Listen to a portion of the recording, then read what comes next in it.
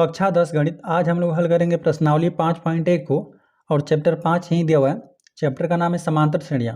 पहले हम लोग समझते हैं कि समांतर श्रेणियाँ क्या होती हैं, इसके बाद ही हम लोग प्रश्नावली के प्रश्नों को हल करेंगे। देखिए आपको यहाँ पर समांतर श्रेणियाँ कुछ दी हुई हैं।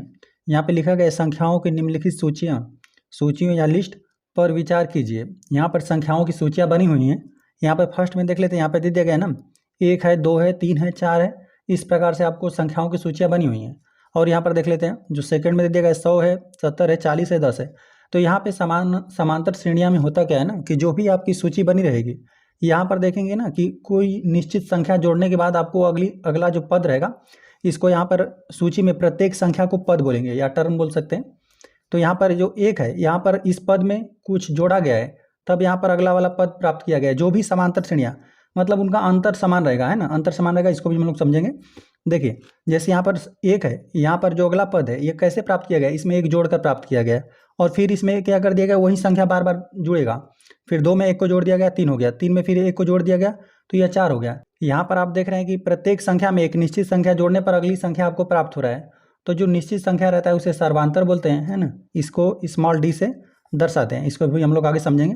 और देखिए यहाँ पर तो एक संख्या को जोड़ा गया है और यहाँ पर देख लीजिए, यहाँ पर 100 है, 100 में क्या जोड़कर 70 कर दिया गया, वो संख्या है ऋण 30, है ना।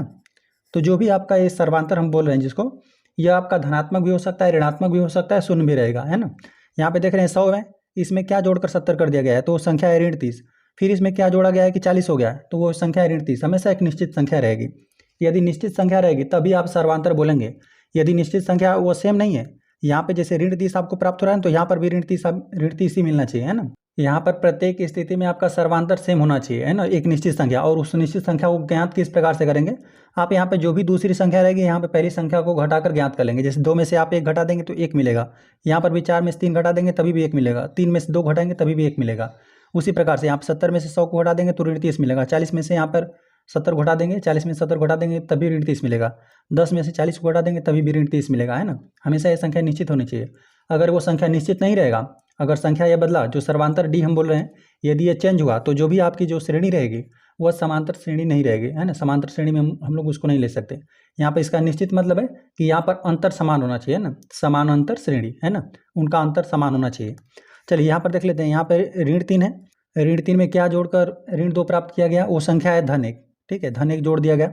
अब इसको ज्ञात किस प्रकार से करेंगे, आप यहाँ पे कोई भी दूसरी संख्या उठाएंगे, उसमें से पहली संख्या घटा देंगे।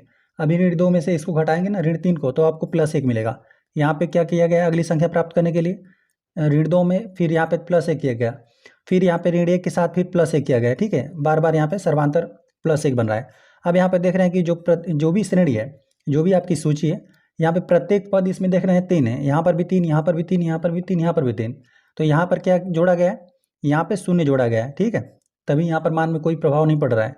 यहाँ पर यह 0 है, जो सर्वांतर आपका है वो 0 है। यहाँ पर देख लीजिए, यहाँ पर आप जब इसमें से इसको घटा देंगे, है ना, कि यहाँ पर क्या जोड़कर इस संख्या को बढ़ाया जा रहा है, तो संख्या मिलेगा आपको 0.5 और वो भी ऋणात्मक का, है ना, क्योंकि यहाँ पर पहले 1 ही था, ऋण 1 समझ लीजिए। और ऋण 1 में जब यहाँ पर ऋण 0.5 जोड़ देंगे तो फिर आपको ऋण 1.5 मिलेगा। और फिर यहाँ पर ऋण 1.5 जोड़ेंगे तो आपको 2 प्राप्त होगा, ऋण 2 प्राप्त होगा। तो यह इसी प्रकार से था। यहाँ पर लिखा भी गया है कि फर्स्ट वाले में प्रत्येक पद अपने पिछले पद से एक अधिक है। जो भी यहाँ पर यदि 4 की बात करेंगे तो पिछला जो भी पद है उससे एक अधिक है। यहाँ पे इसकी बात करें तो यह पिछले पद से क्या है, एक अधिक है। इसी प्रकार से था। और सेकेंड में प्रत्येक पद अपने पिछले पद से 30 कम था, है ना, 30 यहाँ पर कम है। जो यहाँ पर दूसरा वाला पद है यह क्या है, इससे 30 कम है। 40 क्या है, 70 से 30 कम है। 10 क्या है, 70 से 30 कम है। इसी प्रकार से था, हमने यहाँ पे सबके बारे में हमने बताया। आगे लिखा हुआ है, उपरोक्त सूचियों में से प्रत्येक में हम देखते हैं कि उपरोक्त पदों को इनसे पहले पदों में एक निश्चित संख्या जोड़कर प्राप्त किया जाता है। जो भी अगली संख्या थी उसमें हम लोग देख रहे हैं थे कि एक निश्चित संख्या जोड़कर प्राप्त किया जा रहा था। वो संख्या धनात्मक भी हो सकता है, हमने दिखाया यहाँ पर कि वो निश्चित संख्या है आपका ऋणात्मक भी हो सकता है, शून्य भी हो सकता है, धनात्मक भी हो सकता है। संख्याओं की ऐसी सूची को यह कहा जाता है कि वे एक समांतर श्रेणी अर्थमेटिक प्रोग्रेशन या एपी बना रहे हैं। ऐसी जो भी श्रेणियाँ रहेंगी, ऐसी जो भी सूचियाँ रहेंगी उसे आप क्या बोल देंगे, समांतर श्रेणी या अर्थमेटिक प्रोग्रेशन, या फिर इसे शॉर्ट फॉर्म में आप एपी लिख देंगे। अतः एक समांतर श्रेणी संख्याओं की एक ऐसी सूची है जिसमें प्रत्येक पद, पहले पद के अतिरिक्त, पहले पद को छोड़ देंगे, अपने पद में एक निश्चित संख्या जोड़ने पर प्राप्त होती है। जो भी पहला पद रहेगा उसमें एक निश्चित संख्या जोड़ देंगे तो अगला पद पर प्राप्त हो जाएगा, है ना। जैसे मान लेते हैं कोई भी सूची आपको दी रहेगी, उसमें यहाँ पर जो पहला पद है उसमें एक निश्चित संख्या जोड़ देंगे, दूसरा पद मिल जाएगा, फिर वही निश्चित संख्या आपको जोड़ना पड़ेगा, फिर तीसरा पद मिलेगा। इसी प्रकार से रहेगा तो आप उसे बोल देंगे समांतर श्रेणी। चलिए आगे हम लोग देख लेते हैं। यह निश्चित संख्या AP, इसे क्या बोलते हैं? सार्वंतर बोलते हैं, या फिर इंग्लिश में बोलना रहेगा तो कॉमन डिफरेंस कहलाती है, जो सार्वंतर हमने बताया था। जैसे जो यहाँ पर श्रेणी दिया गया है, यह जो सूची था यह समांतर श्रेणी है, क्योंकि यहाँ पर कोई भी पिछली संख्या, जो भी यहाँ पर ये संख्या है, अपने पिछली संख्या के एक निश्चित संख्या जोड़ने पर यह अगली संख्याएं प्राप्त हो रही है ना। वह निश्चित संख्या 1 है। यहाँ पे सार्वंतर क्या है? D जो है, इसको स्मॉल d से दर्शाया जाएगा। यहाँ पे इसका वैल्यू 1 है। यहाँ पर जो एक निश्चित संख्या जोड़ने पर अगली संख्या प्राप्त हो रही है वो संख्या क्या है? ऋण 30। इसी प्रकार से तो यहाँ पर सार्वंतर की बात हमने किया तो यहाँ पर 1 है इस श्रेणी के लिए, इस समांतर श्रेणी के लिए, और इस समांतर श्रेणी के लिए ऋण 30 है, और इस श्रेणी के लिए सार्वंतर क्या है? +1 है। इस समांतर श्रेणी के लिए 0, और यहाँ पे जो 5वीं आपको दे देगा समांतर श्रेणी, यहाँ पर ऋण 0.5। इस समांतर श्रेणी का ये क्या है? सार्वंतर है। आगे दिया हुआ है कि याद रखिए यह सार्वंतर धनात्मक, ऋणात्मक या शून्य हो सकता है। हमने दिखाया आपको, यह कोई धनात्मक भी संख्या हो सकती है, जो निश्चित संख्या जोड़ी जा रही है ना, वो संख्या धनात्मक भी हो सकती है, ऋणात्मक भी हो सकती है और शून्य भी हो सकती है। आइए एक AP के पहले पद को A1, दूसरे पद को A2, इस प्रकार से A1, A2, A3 इस प्रकार से आपको मानने के लिए बोल रहा है। Nवें पद को यहाँ पे AN तथा सार्वंतर को D से व्यक्त करें, तब जो आपके समांतर श्रेणी है AP अर्थमेटिक प्रोग्रेशन, वो किस प्रकार से हो जाएगा? यहाँ पे A1 जो है आपका ये समांतर श्रेणी का पहला पद है, A1 हो गया, A2 हो गया, A3 क्या है? तीसरा पद है, AN क्या है? ये अंतिमों आपका पद है, ठीक है, Nवां पद। यह समझ लीजिए कि समांतर श्रेणी का यह व्यापक रूप लिखा गया है, मतलब समांतर श्रेणी जो भी रहेगा वह कुछ इसी प्रकार से रहेगा। उसमें A1, A2 मतलब यहाँ पे पहली संख्या, यहाँ पे दूसरा, यहाँ पे संख्या नहीं पद बोल दीजिए, यहाँ पे पहला पद, दूसरा पद, तीसरा पद, इसी प्रकार से रहेगा। यहाँ पे यह Nवां पद है। चलिए, अतः A2 - A1 हमने बताया कि यहाँ पे दूसरी संख्या जो दूसरा पद रहेगा उसमें से पहले पद को घटा देंगे तो आपको सार्वंतर जो D रहेगा वो प्राप्त हो जाएगा, ठीक है। उसी प्रकार से A3 में से क्या किया जाएगा? A2 करेंगे तभी भी सार्वंतर आपको से मिलेगा। यहाँ पे Nवां पद है और N-1 मतलब यहाँ पे Nवां पद के जो ठीक पहले वाला पद, इस पद में से और इसके ठीक पहले वाले पद को अंतर कर देंगे तभी भी आपको सार्वंतर D प्राप्त हो जाएगा, है ना। हमेशा आप ये इस बात का ध्यान में रखेंगे कि जो हमेशा बाद वाला पद रहेगा उसे आप पहले लिखिएगा। जैसे यहाँ पर A1, A2 की बात किया जाएगा ना, तो A2 को पहले लिखेंगे और A1 को घटा देंगे, तब आपको क्या सार्वंतर, आप किसी भी समांतर श्रेणी का सार्वंतर ज्ञात कर पाएंगे। चलिए, इसी प्रकार से बाकी यहाँ पर जो आपको कुछ श्रेणी दिया गया है, यहाँ पर भी यदि सार्वंतर आपको ज्ञात करना रहेगा तो आप D का वैल्यू ज्ञात कर सकते हैं ना। 148 है, जैसे यहाँ पर समांतर श्रेणी का यहाँ पर ये पहला पद हो गया A1, A2, A3 या AN पद हुआ, ठीक है। यहाँ पर भी सार्वंतर यदि आप घटाएंगे 148 में से 127 घटा देंगे तो 1 मिलेगा। यहाँ पर भी A3 है या A2 है, A3 में से A2 घटा देंगे, 149 है, 149 में से 48 घटा देंगे तभी भी सार्वंतर आपको हमेशा, यदि कोई समांतर श्रेणी रहेगा तो हमेशा सार्वंतर सेम ही आपको प्राप्त होगा, फिर भी आपको क्या मिलेगा? 1 ही मिलेगा। इसी प्रकार से कोई भी समांतर श्रेणी का व्यापक रूप इसी प्रकार से रहता है। यहाँ पे कोई भी समांतर श्रेणी का प्रथम पद को A से दर्शाएंगे और फिर दूसरा पद किस प्रकार से ज्ञात किया जाता है? हमने बताया कि कोई भी समांतर श्रेणी का यदि पहला पद हो गया उसमें क्या कर देंगे कि सार्वंतर जोड़ देंगे, जो सार्वंतर D है उसमें एक बार जोड़ देंगे तो आपको दूसरा पद मिल जाएगा। फिर यदि तीसरा पद चाहिए तो इसमें क्या कर देंगे, फिर आपको सार्वंतर, देखिए एक बार यहाँ पे सार्वंतर जोड़ा गया तो A + D हो गया, जब दूसरी बार यहाँ पर सार्वंतर फिर जोड़ देंगे तो A + D में जब फिर एक सार्वंतर जोड़ देंगे तो A + 2D हो जाएगा, और जब फिर यहाँ पे तीसरे पद की बात करेंगे तो फिर एक सार्वंतर जोड़ेंगे A + 2D में तो यहाँ पे A + 3D हो जाएगा। इसी प्रकार से होगा, कोई भी समांतर श्रेणी रहेगा उसका व्यापक रूप में इसी प्रकार से आप पहला पद को मान लेंगे, दूसरे पद को, तीसरे पद को, चौथे पद के लिए यदि पांचवा पद रहता तब फिर एक बार हम लोग सार्वंतर D को जोड़ते हैं, यहाँ पर A हो जाता प्लस यहाँ पे एक D और यहाँ पे जोड़ते, 3D में एक और D जोड़ देते तो 4D हो जाता। ये आपका समांतर श्रेणी का पांचवा पद है, ठीक है। इसी प्रकार से रहेगा। आगे लिखा हुआ है, एक समांतर श्रेणी को निरूपित करती है जहाँ ए पहला पद है हमने बताया और D क्या है? सार्वंतर है। इसे AP का व्यापक रूप कहते हैं, जनरल फॉर्म है। आगे हम लोग देख लेते हैं। ध्यान दीजिए कि उपरोक्त उदाहरण A से E में पदों की संख्या परिमित फाइनाइट है। ACAP को परिमित AP कहते हैं, मतलब जहाँ पर संख्याओं के जो भी पद रहेंगे ना श्रेणी में, पदों की संख्या यदि निश्चित है तो उसे बोल देंगे परिमित AP, और जब किसी श्रेणी में पदों की संख्या निश्चित नहीं रहेगा तो उसे बोल देंगे अपरिमित AP, है ना, इनफाइनाइट अर्थमेटिक प्रोग्रेशन। ऐसी समांतर श्रेणियों में यहाँ पे दिया हुआ है ACAP में अंतिम पद नहीं होते। जैसे हम यहाँ पर उदाहरण के लिए दिखा देते हैं, जैसे यहाँ पर कुछ आपको AP लिखा गया है ना, यहाँ पे अर्थमेटिक प्रोग्रेशन, मतलब यहाँ पे समांतर श्रेणी आपको लिखा गया है। तो यहाँ पे देख रहे हैं कि यह एक पद है, यह दूसरा पद है, यह तीसरा, यह क्या है, अंतिम पद है। तो यहाँ पर अंतिम पद 147 मिला है, यहाँ पे अंतिम पद है, तो यह क्या है, परिमित अपरिमित लिखना रहेगा, तो यह परिमित है। इस समांतर श्रेणी में पदों की संख्या निश्चित है ना। यहाँ पे 149 हो गया, फिर 150 करेंगे, फिर 157 तक जाएंगे, इसी तरह एक एक जोड़ते जोड़ते तब यहाँ पर क्या हो जाएगा, आपका जो भी समांतर श्रेणी है वो एक निश्चित है। यहाँ पर देख रहे हैं कि प्रथम पद है और यहाँ यहीं तक पद है, तो यहाँ पर ये भी निश्चित है। और यहाँ पे प्रत्येक पद में क्या किया जा रहा है कि 50 कम किया जा रहा है ना। और यहाँ पर अंतिम पद फिर भी आपको दिया हुआ है। चलिए एक आध हम वैसी श्रेणियाँ दिखा देते हैं जो अपरिमित हो। अपरिमित श्रेणी की बात करें ना, देखिए यहाँ पर जो श्रेणियाँ लिखी गई ये सब अपरिमित श्रेणियाँ हैं। जैसे यहाँ पर 1 हो गया, 2 हो गया, 3 हो गया, 4 हो गया, लेकिन अभी कहाँ तक जा रही हैं इसका कोई गारंटी नहीं है। ये क्या है, अपरिमित श्रेणियाँ में आएगा। ये सभी जो उदाहरण है जो डाट डाट करके इस प्रकार से छोड़ देगा, अभी यहाँ पे डाट डाट करके लास्ट में 100 लिख देता ना तो परिमित हो जाता, लेकिन यहाँ पे 1 2 3 इस प्रकार से डाट डाट करके छोड़ दिया हुआ है ना, तो अब यहाँ पर अपरिमित पद रहेंगे। यहाँ पे 4 हो गया, फिर 4 के बाद 5 आएगा, इसी प्रकार हमेशा सर्वांतर जोड़ते जाएंगे तो एक नई संख्या आपको प्राप्त होता जाएगा, एक नया पद आपको मिलता जाएगा। यहाँ पर जो दिया गया उदाहरण था ये समांतर श्रेणियाँ तो है, लेकिन कैसी हैं, परिमित और अपरिमित की बात करेंगे तो अपरिमित है ना। यहाँ पे पदों की संख्या अनिश्चित है, मतलब चलती चली जाएगी। चलिए इसी प्रकार से हो गया। यहाँ पर हम लोगों ने इतना कुछ समझ लिया।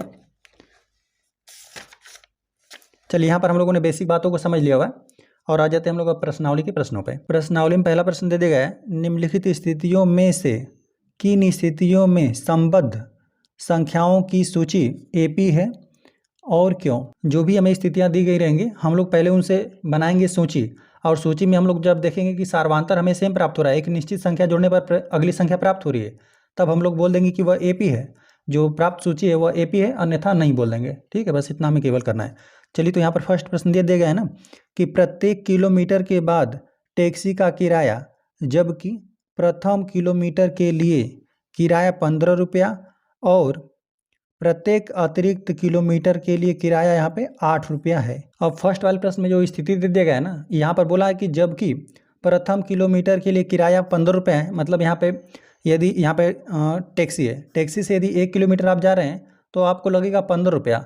यदि आप जब इस यहाँ पे ना प्रत्येक अतिरिक्त किलोमीटर, मतलब जब यहाँ पे प्रथम किलोमीटर के लिए तो ये हो गया, जब दूसरा किलोमीटर जाएंगे तो उसमें 8 रुपया आपको जोड़ना पड़ेगा, है ना। दूसरे में क्या करना पड़ेगा, फिर 8 रुपया जोड़ देंगे, तब यहाँ पर आपको प्राप्त हो जाएगा 8 5 13 23 रुपया प्राप्त होगा। फिर यहाँ पर क्या कर देंगे, तीसरा मतलब यदि 3 किलोमीटर जाना है, 1 किलोमीटर के लिए तो किराया यह हो गया, दूसरे के लिए यह, फिर तीसरे के लिए जब आप ज्ञात करेंगे ना तीसरे किलोमीटर के लिए, तब फिर उसमें क्या करना पड़ेगा, फिर आपको 8 जोड़ना पड़ेगा। ठीक है, यह प्रथम के लिए हो गया, यह द्वितीय के लिए होगा, और जब तीसरे के लिए ज्ञात करना होगा तो फिर हम लोग को जोड़ना पड़ेगा। यहाँ पर क्या आपको प्राप्त होगा, 31 प्राप्त होगा। चलिए हम लोग इसको ज्ञात करके आपको दिखाते हैं। प्रथम, या पहले लिख दीजिए प्रथम किलो मीटर के लिए टैक्सी का किराया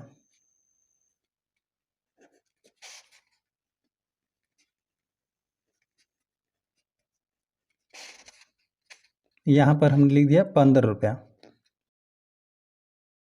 प्रश्न में दिया था कि प्रथम किलोमीटर के लिए टैक्सी का किराया 15 रुपया, और फिर दे दिया गया था अतिरिक्त किलोमीटर के लिए किराया। ठीक है, अतिरिक्त किलोमीटर के लिए किराया 8 रुपया लग रहा है ना।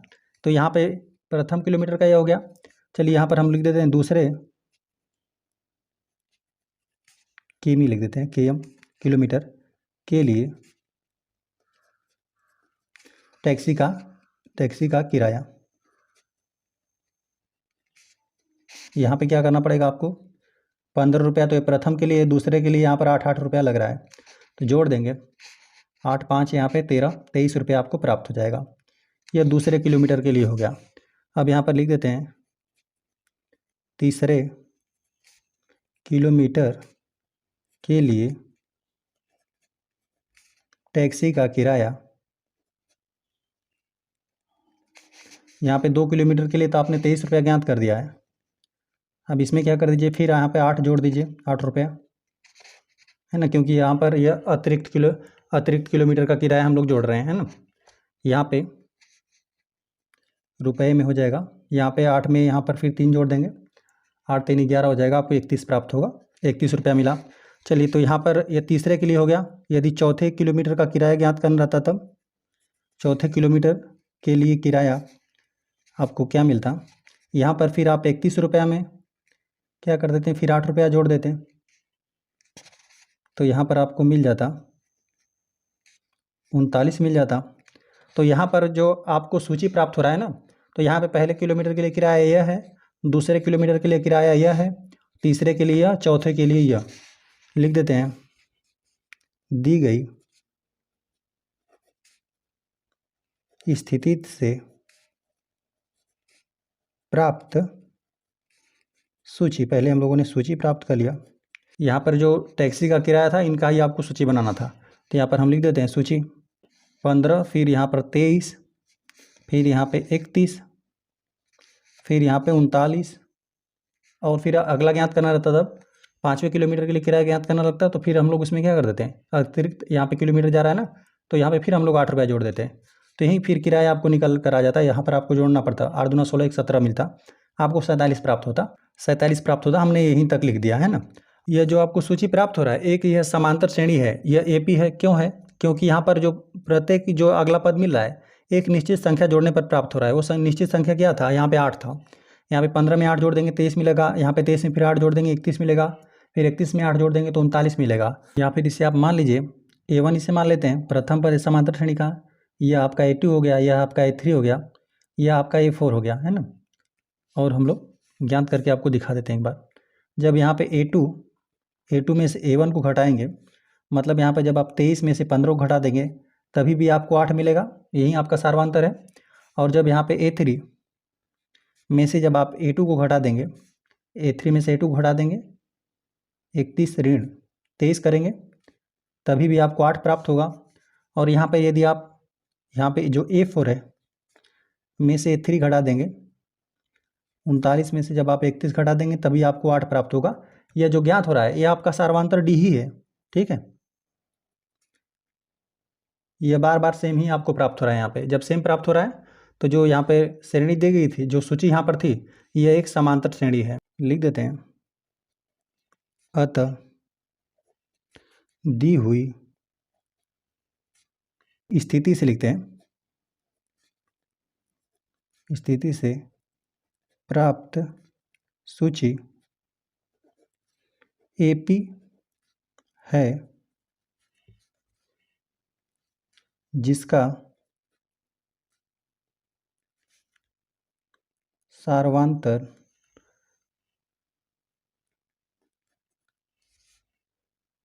इसे डी से भी आप दर्शा सकते हैं, जो कि 8 है। सेकेंड प्रश्न दे दिया गया है, किसी बेलन सिलेंडर में उपस्थित हवा की मात्रा जबकि वायु निकालने वाला पंप प्रत्येक बार बेलन की शेष हवा का 1/4 भाग बाहर निकाल देता है। देखिए यहाँ पर जो पहला वाला प्रश्न था उसमें टैक्सी का किराया जोड़ना था और एक सेम संख्या जोड़ना था, इसलिए आपको वहाँ पर एपी प्राप्त हुआ। लेकिन यहाँ पे जब का से संबंधित प्रश्न आ जाए, मतलब गुणा भाग संबंधित आएगा, है ना, जोड़ घटाना से रहेगा तो आपका एपी बनेगा। लेकिन गुणा भाग, यहाँ पे गुणा भाग की बात हो रहा है, ठीक है, यहाँ पे गुणा की चर्चा कर रहे हैं ना, तो यहाँ पर आपको एपी नहीं प्राप्त होगा। हम मान लेंगे कि वर्तमान में जो सिलेंडर में हवा है वह यक्स या वाई यूनिट मान लीजिए, और मानने के बाद यहाँ पर जिस प्रकार से आपको प्रश्न दिया हुआ है ना कि यहाँ पे प्रत्येक बार बेलन की जो शेष हवा रहेगी उसका 1/4 भाग आपको बाहर निकालना है ना। चलिए हम लोग यहाँ पर इसको हल करके देखते हैं। लिखते हैं, माना बेलन में उपस्थित हवा की मात्रा, आप मान लीजिए एक्स यूनिट या वाई यूनिट मान लीजिए, चलिए यहाँ पर वाई यूनिट ही मान लेते हैं। अब यहाँ पर हम लोग यहाँ पे प्रत्येक पद को ज्ञात करते हैं। यहाँ पर जो सूची है, सूची का यहाँ पर हम लोग लिख देते हैं पहला पद। सूची का पहला पद तो आपका ये वाई ही है, ठीक है, पहला पद यही है, यहाँ पे लिख देते हैं। सूची का पहला पद तो यही हो जाएगा। और दूसरा जब पद आपको ज्ञात करना है ना, तब आप कैसे ज्ञात करेंगे, यहाँ पे जो भी उपस्थित हवा है उसका बोल रहा है कि 1/4 भाग वह बाहर निकाल दे रहा है। तो यहाँ पर उपस्थित हवा तो ये है, इसका 1/4, इसी का 1/4 बाहर निकाल दिया है, 1/4 और का करेंगे तभी भी उसका मतलब गुणा ही होता है ना, सिंपल आपको गुणा कर देना है। चलिए गुणे में हम लिख देते हैं सिंपल वाई। यहाँ पर दोनों पदों में से हम वायु घनिष्ठ कर लेते हैं, तो यहाँ पर बचेगा क्या, 1 माइनस यहाँ पे 1/4 बचेगा, बस इसको आपको घटा लेना है।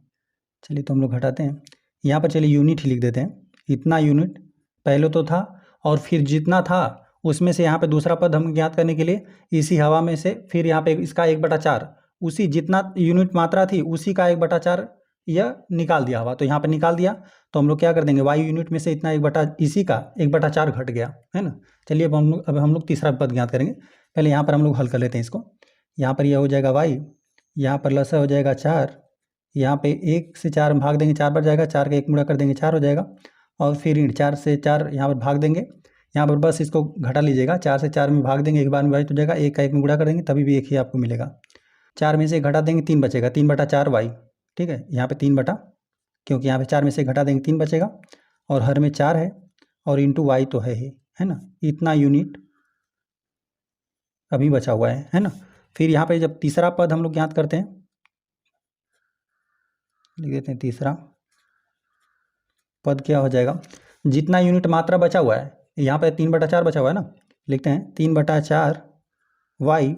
अब इसी का आपको 1/4 घटाना है ना, जितना भी रहे उसी का 1/4 घटा दीजिए, क्योंकि बार बार क्या कर दे रहा है कि जितनी मात्रा पहले थी उसका 1/4 वो बाहर निकाल दे रहा है। तो यहाँ पर यह है, लिखते हैं 3/4 वाई, और चाहें तो आप एक बार लिख भी सकते हैं का 1/4, का मतलब होता है गुणा ही करना है आपको, सिंपल। तो यहाँ पर इसका भी हम लोग 1/4 लिख देते हैं। चलिए इसको और हल करते हैं। यहाँ पे 3/4 यह वाई हो गया, और यहाँ पे लिख देते हैं ऋण, यहाँ पे गुणा कर देंगे 4 में 4 का, तो यहाँ पर आपको 16 प्राप्त हो जाएगा, या फिर आप चाहें तो इतना बाहर भी हम लोग ले सकते थे। चलिए बाहर ले लेते हैं, उभयनिष्ठ हम लोग कर लेते हैं। देखिए 3/4 वाई और 3/4 वाई इन दोनों पदों में आपको प्राप्त हो रहा है, तो चलिए हम लोग यहाँ पे उभयनिष्ठ कर लेते हैं। उभयनिष्ठ कर लेंगे तो यहाँ पर केवल 1 बचेगा, है ना, इस पद में 1 बचेगा, और यहाँ पर उभयनिष्ठ ले लेंगे तो यहाँ पर ऋण 1/4 बचेगा, ठीक है। यहाँ पर बचा 1/4, चलिए, और यहाँ पर 3/4 पहले से, और इंटू वाई हो गया। यहाँ पर जब 1 में से 1/4 घटा देंगे तो यह भी हमने घटाया था, 3/4 ही मिलेगा आपको। यहाँ पे लिख देते हैं 3/4, यहाँ पे लिख देते हैं 3 में 3 का गुणा कर देंगे, 3 3 9, 4 में 4 का गुणा कर देंगे, 4 चौका 16 वाई, इतना यूनिट रहेगा। यहाँ पे सूची का यहाँ पे तीसरा पद तो हमने ज्ञात कर दिया।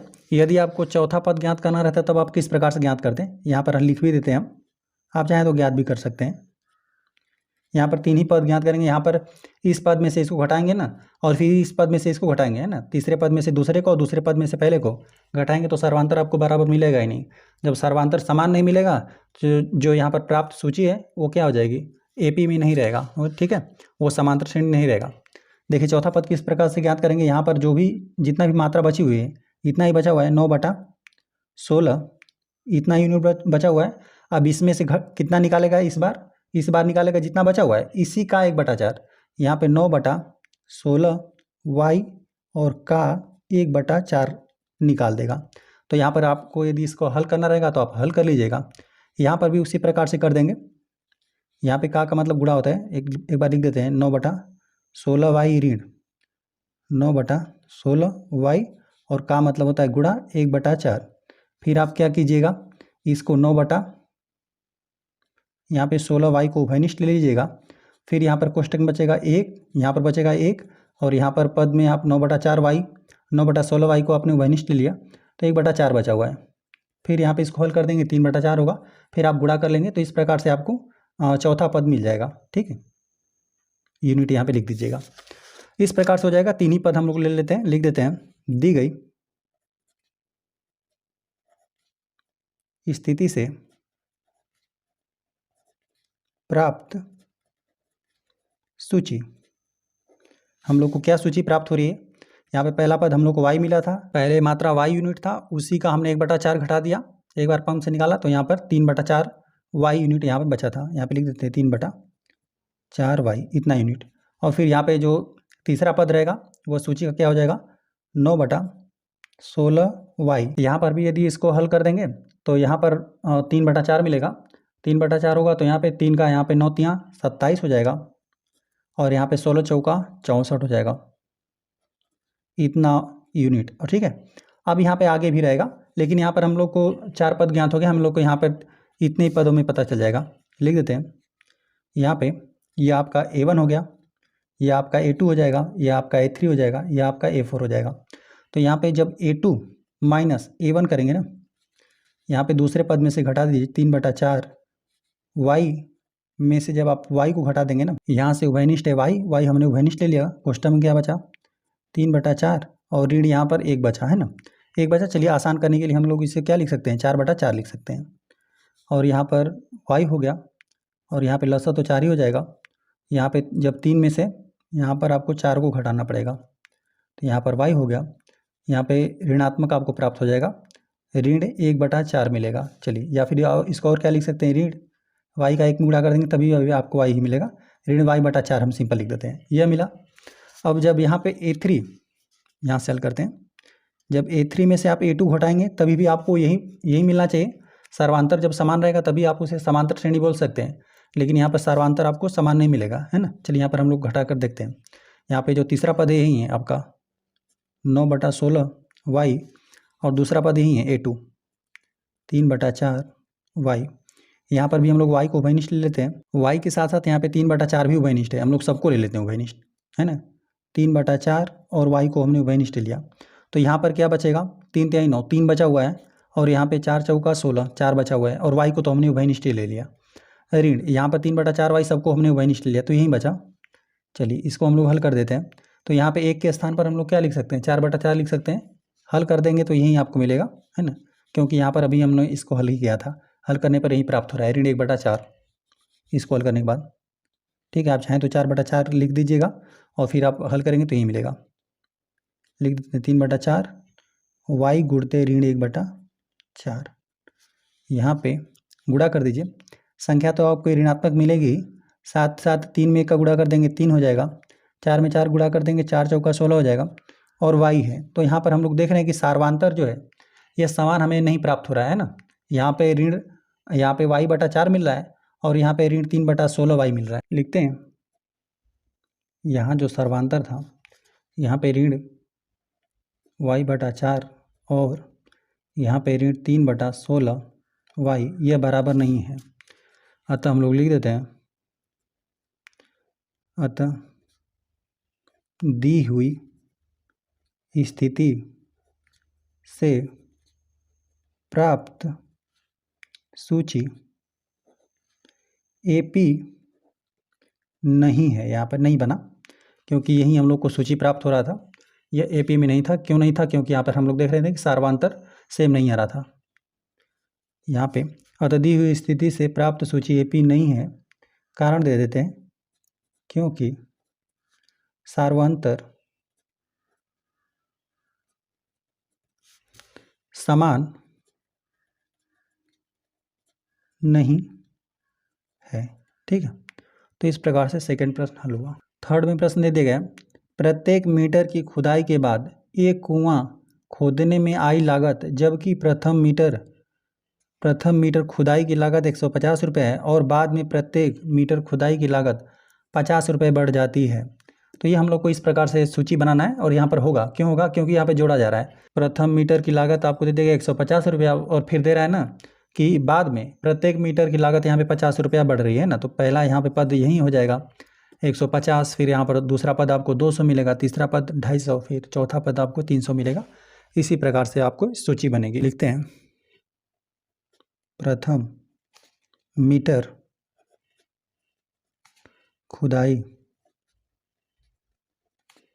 की लागत आपको दे दिया गया था 150 रुपया, और यहाँ पे लिख देते हैं दूसरे मीटर खुदाई रहेगा की लागत, यहाँ पे दे दिया गया था कि प्रत्येक मीटर खुदाई की लागत, बाद में प्रत्येक मीटर खुदाई की लागत आपको दे दिया गया था 50 रुपये बढ़ रहा है, तो यहाँ पर हम लोग को 50 रुपये बढ़ाना पड़ेगा। यहाँ पे पहले मीटर के लिए 150 रुपया, दूसरे मीटर के लिए यहाँ 50 रुपये आप जोड़ते जाइए 150 रुपये इसमें जोड़ देंगे, 150 में 50 रुपये जोड़ना है, तो यहाँ पर आपको 200 रुपये मिल जाएगा। ये हो गया। अब यहाँ पे लिख देते हैं तीसरे, यहाँ पे लिख दीजिएगा पूरी बात, तीसरे मीटर की खुदाई लागत यहाँ पर आप लिख दीजिए। यहाँ पर क्या हो जाएगा, यहाँ पर फिर 50 रुपये जोड़ दीजिए, यहाँ पे 2 मीटर तक खुदाई हो गया। अब तीसरे मीटर के लिए क्या हो जाएगा, यहाँ पे फिर आपको 50 रुपया और देना पड़ेगा। 50 रुपया और देंगे तो 250 रुपया हो जाएगा। चलिए तीसरे मीटर के लिए हो गया। इसी प्रकार से जब आप चौथे मीटर के लिए ज्ञात करेंगे, चौथे मीटर खुदाई की लागत, तो आपको इसमें क्या कर देना पड़ेगा, फिर 50 रुपया देना पड़ेगा। 250 प्लस यहाँ पे 50 रुपया और, तो यहाँ पर ये हो गया 300 रुपया। तो आपकी सूची यहीं प्राप्त हो रही है। पहला यहाँ पर सूची का पहला पद ये है, दूसरा पद यह, तीसरा पद यह, चौथा पद यह। लिख देते हैं, दी गई स्थिति से प्राप्त सूची क्या प्राप्त हो रही है, 150, 200, 250, फिर 300। इसी प्रकार से यहाँ पे फिर अगला पद, यहाँ पे जो पांचवा पद है सूची का क्या रहता, 350 रहता, फिर क्या रहता 400। इसी प्रकार से रहता। इतना सूची हम लोगों ने यहाँ पे कम से कम 3, अधिक से अधिक 4 पद ज्ञात कर लीजिएगा आप। ठीक है, 3-4 पद ज्ञात कर लेंगे तो आपको समझ में आ जाएगा। चलिए यहाँ पर यह A1 हो गया, यह A2 हो गया, यह A3 है, यह आपका A4 हो गया। तो जब यहाँ पर आप A2 ऋण A1 करेंगे, मतलब 200 में से जब आप 150 को घटा देंगे तब आपको क्या मिलेगा, 50 मिलेगा। उसी प्रकार से A3 में से जब आप A2 को हटा देंगे, A3 है आपका 250 ऋण A2 है 200, यहाँ पर घटाएंगे तभी भी आपको 50 मिलेगा, कामा। जब यहाँ पर इसको भी आप घटा देंगे, A4 में से जब आप A3 को घटाएंगे तभी भी आपको क्या मिलेगा, यहाँ पे A4 का वैल्यू यही है 300, A3 का 250, अंतर कर देंगे तभी भी आपको 50 मिलेगा। यहाँ पे देख रहे हैं कि आप सर्वांतर यहाँ पे क्या मिला है, समान मिला है ना, सर्वांतर समान है। तो यहाँ पे जो भी हमें स्थिति दिया था उससे प्राप्त सूची क्या है, AP में है, मतलब यहाँ पे समांतर श्रेणी है। लिख देते हैं, दी गई स्थिति से प्राप्त सूची AP अर्थमेटिक प्रोग्रेशन में है क्योंकि सार्व अंतर यहाँ पे D बराबर यहाँ पर 50 है, लिख दीजिएगा। चौथा प्रश्न दिया हुआ है, खाते में प्रत्येक वर्ष का मिश्र धन जबकि 10,000 रुपये, इकाई, दाई, सैकड़ा, हज़ार, 10,000 रुपये की राशि 8% वार्षिक दर से चक्रवृद्धि ब्याज पर जमा की जाती है। तो हमें बताना है यहाँ पे मिश्र धन बताना है।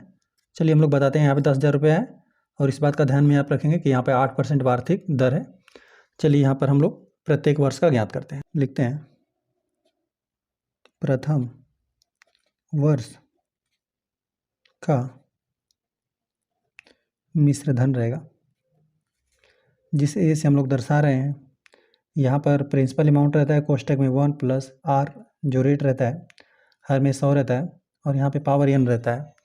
यहाँ पर यही आपका मिश्र धन ज्ञात होगा, और P मतलब प्रिंसिपल अमाउंट जो है आपका रहेगा, ठीक है, जो 10,000 रुपये है, और रेट जो दर था वो यहाँ पे R का वैल्यू हो जाएगा, और n वो समय हो जाएगा। प्रथम वर्ष का मिश्र धन हम लोग ज्ञात कर लेते हैं। यहाँ पर P है प्रिंसिपल अमाउंट जो कि था 10,000 रुपया, यहाँ कुल 4 जीरो रहेगा। चलिए ये हो गया। 1 प्लस R रेट जो लगा था वो 8% वार्षिक था, तो यहाँ पर हो जाएगा R बटा यहाँ पे 8/100 हो गया।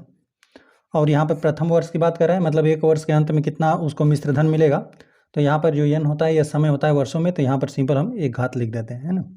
अब इसको केवल आपको हल कर लेना है ना। चलिए हम लोग हल करके अलग से लिख देंगे। यहाँ पर लिख देते हैं, दूसरे वर्ष का मिश्र धन, यही हो जाएगा। ए बराबर, फार्मूला तो सेम ही रहेगा, P1 प्लस R बटा 100 के घात n। P का वैल्यू प्रिंसिपल अमाउंट वही है आपका 10,000, इकाई नहीं सैकड़ा, हज़ार, 10,000, ठीक है। 1 प्लस रेट यही है 8% वार्षिक, 8/100 हो गया। लेकिन यहाँ पर घात जो यहाँ पे वर्ष के लिए, यहाँ पर एक वर्ष के लिए घात लगा हुआ है ना, यहाँ पर हो जाएगा 2 घात, इसको भी हम लोग को हल करना पड़ेगा। चलिए इसी प्रकार यहाँ पर लिख देते हैं, तीसरे वर्ष का मिश्र धन, फार्मूला सेम ही, P बराबर 1+R/100 की घाते n, यहाँ पर हो जाएगा 10,000 प्रिंसिपल अमाउंट, 1 प्लस रेट है 8% वार्षिक, लेकिन यहाँ पे समय कितना है, तीसरे वर्ष के अंत में है ना, तो यहाँ पर घात 3 हो जाएगा। इसको आप हल कर देंगे ना, तो ये तो है 10,000, और यहाँ पर इसको हल करते हैं घात वाले को, गुणते यहाँ पर हर में 1/1 कर दीजिए, प्लस यहाँ पे 8/100 है, यहाँ पर हो जाएगा लस है, यहाँ पर 100 बनेगा, 1 से 100 में भाग देंगे, 100 बार जाएगा, 100 का फिर 1 में गुणा कर देंगे, 100 हो जाएगा, और प्लस यहाँ पर 8 जोड़ना पड़ेगा है ना, क्योंकि यहाँ पे इस 100 में इस 100 से भाग देंगे, एक ही बार में विभाजित हो जाएगा, और 1 का गुणा 8 में गुणा करेंगे तभी भी आपको 8 ही मिलेगा। चलिए और हल करते हैं इसको। यहाँ पर 10,000 है, गुणते 108 हो जाएगा, 100 में 8 जोड़ देंगे, और हर में है 100, यहाँ पे 2 जीरो समाप्त हो जाएगा है ना, मतलब आंसर से 100 में हमने भाग दे दिया, यहाँ पे 2 जीरो लगा दीजिए यहाँ पर 108 में, यहाँ पे इतना रुपया आपको मिल रहा है। चलिए रुपये का चिन्ह बना देते हैं। प्रथम वर्ष के अंत में आपको मिश्र धन कितना मिलेगा, 10,000, यहाँ पे 800 है, ये हो गया। इसको भी हम लोग हल कर लेते हैं दो घात वाले को, तो यहाँ पर ये हो जाएगा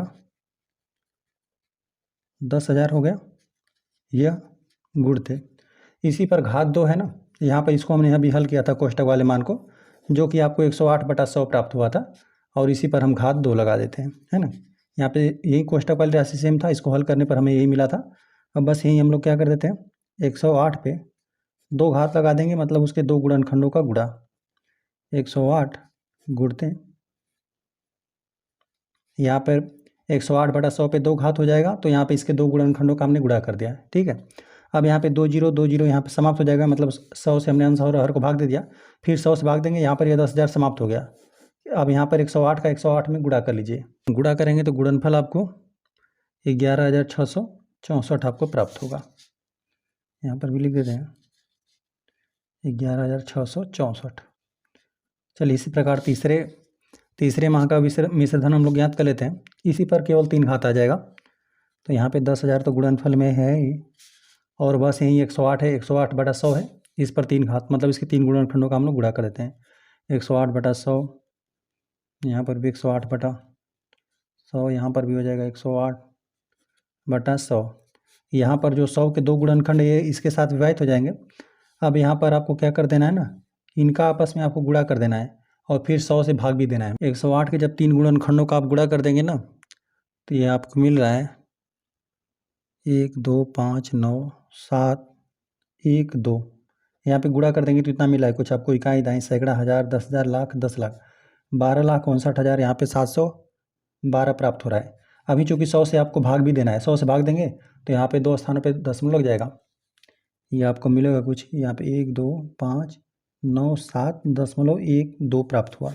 ये इतना रुपया में है, इसको भी नोट कर देते हैं, यहाँ पे लिख देते हैं 1 2 5 9, यहाँ पे हो गया 1 2 5 9, फिर ये हो गया 7.12। यहाँ पे 3 वर्षों के लिए हमने मिश्र धन ज्ञात कर दिया। अब यहाँ पे लिख देते हैं, यहाँ पे दी गई स्थिति से प्राप्त सूची, जो आपको सूची प्राप्त हो रही है, इसमें केवल संख्याओं को बस लिखे है ना, यहाँ पे रुपए का चिन्ह बनाने का आवश्यकता नहीं है, केवल यहाँ पे संख्यात्मक मान को लिख दीजिए।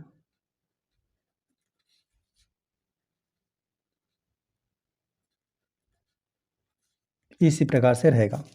अब चूंकि यहाँ पर इसको, अब चलिए हम लोग मान भी लेते हैं, और यहाँ पर आपको मिलेगा नहीं है ना, यहाँ पर चूंकि यहाँ पे गुणे वाली राशियाँ हैं ना, तो केवल जोड़ घटाना रहता तो आपको मिलता है ना, मिलने का मतलब चांस रहता है एक, है ना, कि यदि जोड़ घटाना है तो वहाँ पे सर्वांतर आपको बराबर प्राप्त हो सकता है, लेकिन यहाँ पर चूंकि यहाँ पर गुणनफल से आपको संख्याएं प्राप्त हो रही है ना, तो यहाँ पर आपको सर्वांतर समान नहीं मिलेगा। ये आपका A1 है, ये आपका A2 है, ये आपका A3 है, लिख देते हैं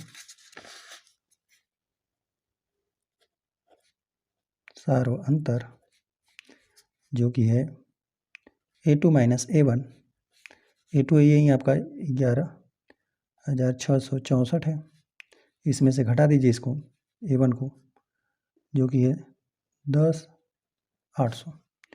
चलिए घटाते हैं हम लोग। इकाई स्थान पे आपको 4 मिलेगा, दहाई के स्थान पर आपको 6 मिलेगा, सैकड़े के स्थान पर यहाँ से एक हासिल ले देगा, तो यहाँ पर बचेगा, यहाँ पर 8 8 16 8 ही मिलेगा, और यहाँ से चूँकि एक हासिल दे दिया है तो यहाँ पर भी 10 हो गया, इतना ही आपको मिलेगा। ये हो गया।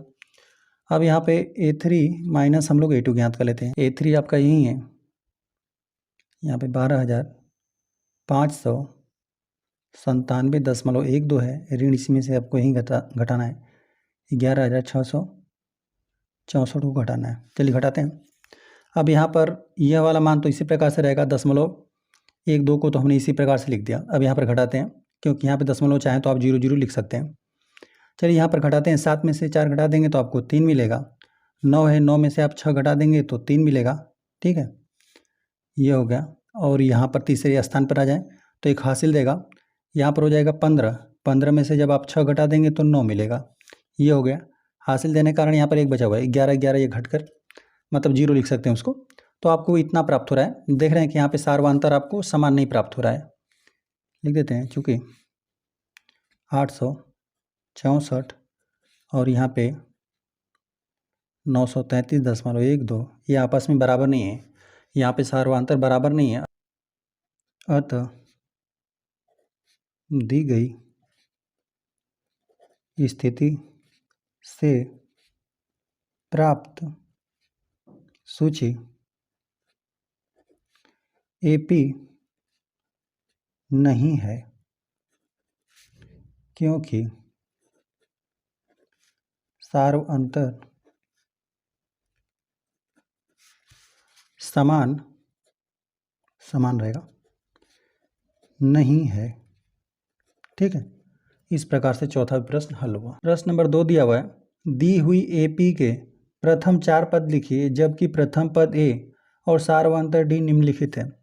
आपको AP के 4 पद लिखने हैं, है ना, और यहाँ पर आपको प्रथम पद A का वैल्यू दे दिया गया है, प्रथम पद, और यहाँ पे सार्वंतर दे दिया गया है। चलिए तो यहाँ पर हम लोग फर्स्ट वाले प्रश्न को नोट करते हैं। प्रथम पद है, श्रेणी का प्रथम पद है 10 दे दिया गया है, और यहाँ पे सार्वंतर आपको 10 दे दिया गया है। और यहाँ पे प्रथम पद और सर्वांतर दिया हुआ है ना, तो आपको सिंपल बस यही मानना है। देखिए, आप किसी भी कोई भी समांतर श्रेणी रहेगा, यदि उसका आपको प्रथम पद और सार्वंतर दे दे तो यहाँ पे इसी फार्मूले से आप सबको ज्ञात कर लेंगे। जैसे A हो जाएगा प्रथम पद A + D, एक बार सर्वांतर जोड़ेंगे दूसरा पद ज्ञात हो जाएगा। तीसरे पद के लिए A + 2D, चौथे पद के लिए यहाँ पर A + 3D, पाँचवें पद के लिए हमने यहाँ पर बताया था इस प्रकार से। यही आपको सिंपल मान लेना है ना। तो केवल आपको 4 पद चाहिए, हम लोग 4 पदों तक मान लेते हैं। प्रश्न में A का वैल्यू 10 दे दिया गया है प्रथम पद, और यहाँ पे सार्वंतर हमें 10 दिया हुआ है ना, दोनों का वैल्यू सेम है। लिख देते हैं, माना AP के प्रथम 4 पद, एक हो जाएगा A, और फिर एक बार क्या कर देंगे, सर्वांतर हमेशा जोड़ते रहिए। एक बार सर्वांतर जोड़ें, फिर क्या करेंगे, दो सर्वांतर जोड़ देंगे। यहाँ तो पहला पद है, ठीक है, फिर उसमें आपने एक सर्वांतर जोड़ दिया, फिर एक बार सर्वांतर जोड़ेंगे तो 2 सर्वांतर हो जाएगा, तो यहाँ पे 2D हो जाएगा। और यहाँ पे तथा लिख देते हैं, जो चौथा पद रहेगा A + यहाँ पे 3D है, इतना हमने मान लिया। अब यहाँ पे तब आपका यहाँ पर जो प्रथम पद है A, यह तो ठीक है 10 हो गया, और यहाँ पे जो A + 2D मतलब A + D है, जो यहाँ पे यह दूसरा पद है, तो यहाँ पर 10 प्लस जो D का वैल्यू है वो भी 10 ही है, 10 में 10 जोड़ देंगे तो आपको 20 मिल जाएगा। A प्लस यहाँ पे जो तीसरा पद है A + 2D है, तो यहाँ पर हो जाएगा A का वैल्यू 10 प्लस 2 गुणते D का वैल्यू कितना है 10, है ना। यहाँ पे हो जाएगा 10 प्लस यहाँ पे 10 दूना 20, ठीक है, और यहाँ पे 20 में 10 जोड़ देंगे तो आपको 30 मिलेगा। आपको तो पता ही है, प्रथम पद ये है तो उसमें फिर सार्वंतर जोड़ देंगे। यहाँ पे दूसरा पद क्या हो जाएगा, इसमें सार्वंतर जोड़ेंगे तो 20 हो जाएगा, फिर तीसरी बार क्या हो जाएगा 30 हो जाएगा, फिर चौथी बार 40, फिर आगे 50 60 70 इसी प्रकार से निकलेगा। लेकिन चूँकि हम लोग इसको नियम के हिसाब से करेंगे, इस प्रकार से आपको लिखना होगा जितने पदों तक पूछे। यहाँ पे A + 3D, हम लोग चौथे पद को ज्ञात कर लेते हैं, तो A हो जाएगा 10 प्लस 3 हो गया, और D का वैल्यू 10 है, तो यहाँ पे 10 + 3 × 30, ये हो गया 40। लिख देते हैं, अतः AP के प्रथम लिखते हैं, चार पद यहाँ पे ये हो गया 10, फिर हो गया 20, 30, 40 है, यही है, यही प्रथम 4 पद यही है। सेकेंड वाले प्रश्न में आपको प्रथम पद ऋण 2 दे दिया गया है, सार्वंतर 0 दे दिया गया है। इसको भी सिंपल इसी प्रकार से लिख दीजिए, माना एपी के प्रथम 4 पद ए प्लस डी, ए प्लस 2डी, ए प्लस 3डी हैं, तब यहाँ पर जो ए है प्रथम पद वो तो ऋण 2 है, दूसरा पद है ए प्लस डी, ए प्लस डी करेंगे, ए का वैल्यू कितना है ऋण 2 और प्लस डी का वैल्यू है 0, तभी भी आपको ऋण 2 ही प्राप्त होगा। और फिर तीसरा पद ए प्लस 2डी बराबर हो जाएगा, ए का वैल्यू है ऋण 2 और यहाँ पे प्लस 2 गुणते डी का मान कितना है 0 है, तो यहाँ पर 0 का गुणा हो जाएगा, ये पद समाप्त हो जाएगा, 0 ही प्राप्त होगा। यहाँ पर ऋण 2 मिला है ना, यह पद समाप्त हो गया, केवल ऋण 2 बचेगा। ए प्लस यहाँ पे 3डी जो चौथा पद है, तो यहाँ पे ए का वैल्यू है ऋण 2 प्लस 3, तो इसी प्रकार से रहेगा।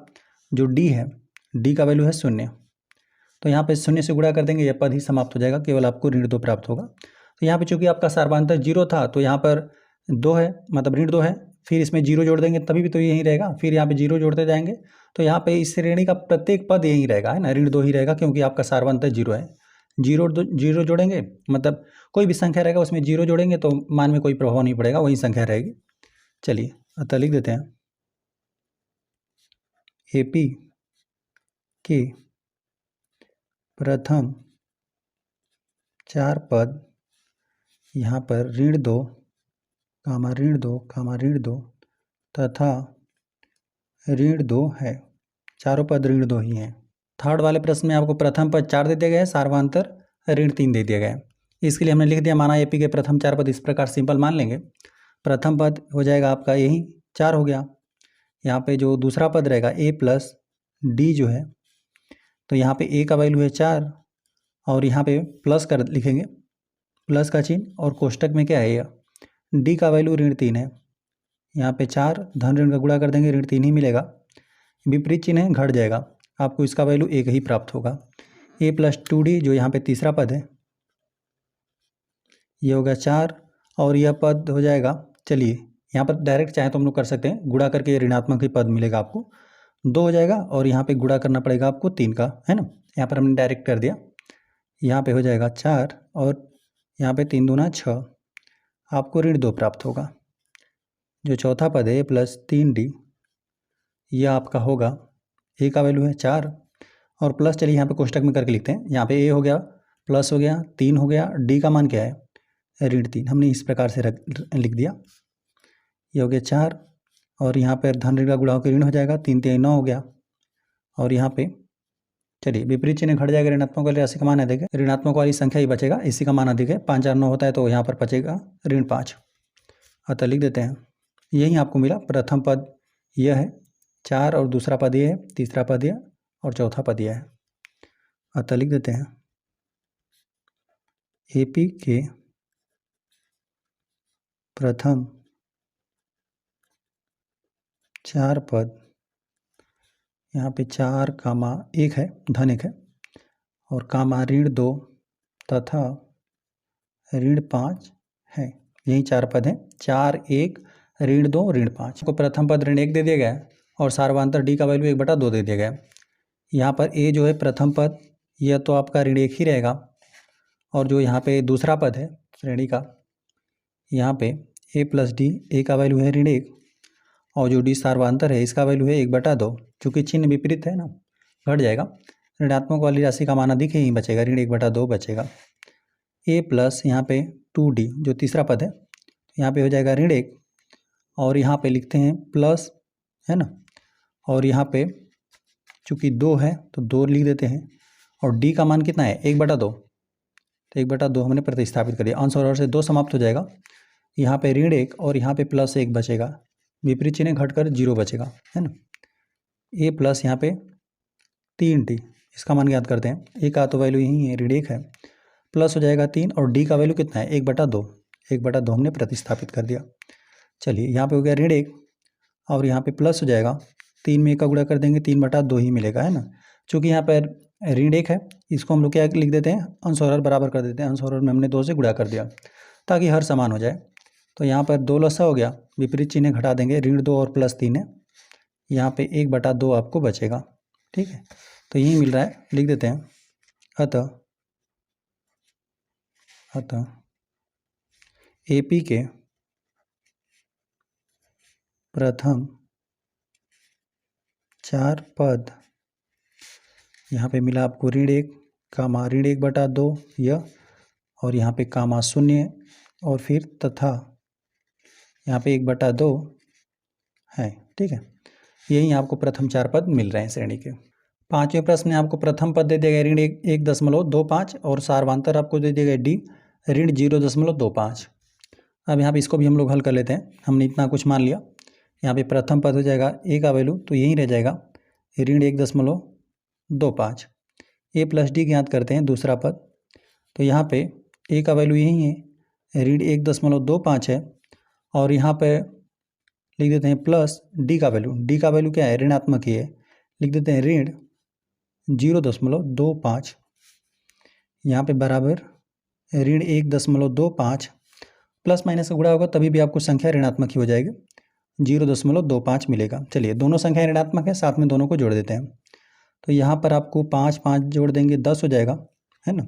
दशमलव के 2 अंक बाद यहाँ पे जो दिया हुआ है इस स्थान को जोड़ देंगे, 5 5 10 को 0 हासिल एक लगा, 2 में 2 जोड़ देंगे 4, 1 5, ये हो गया।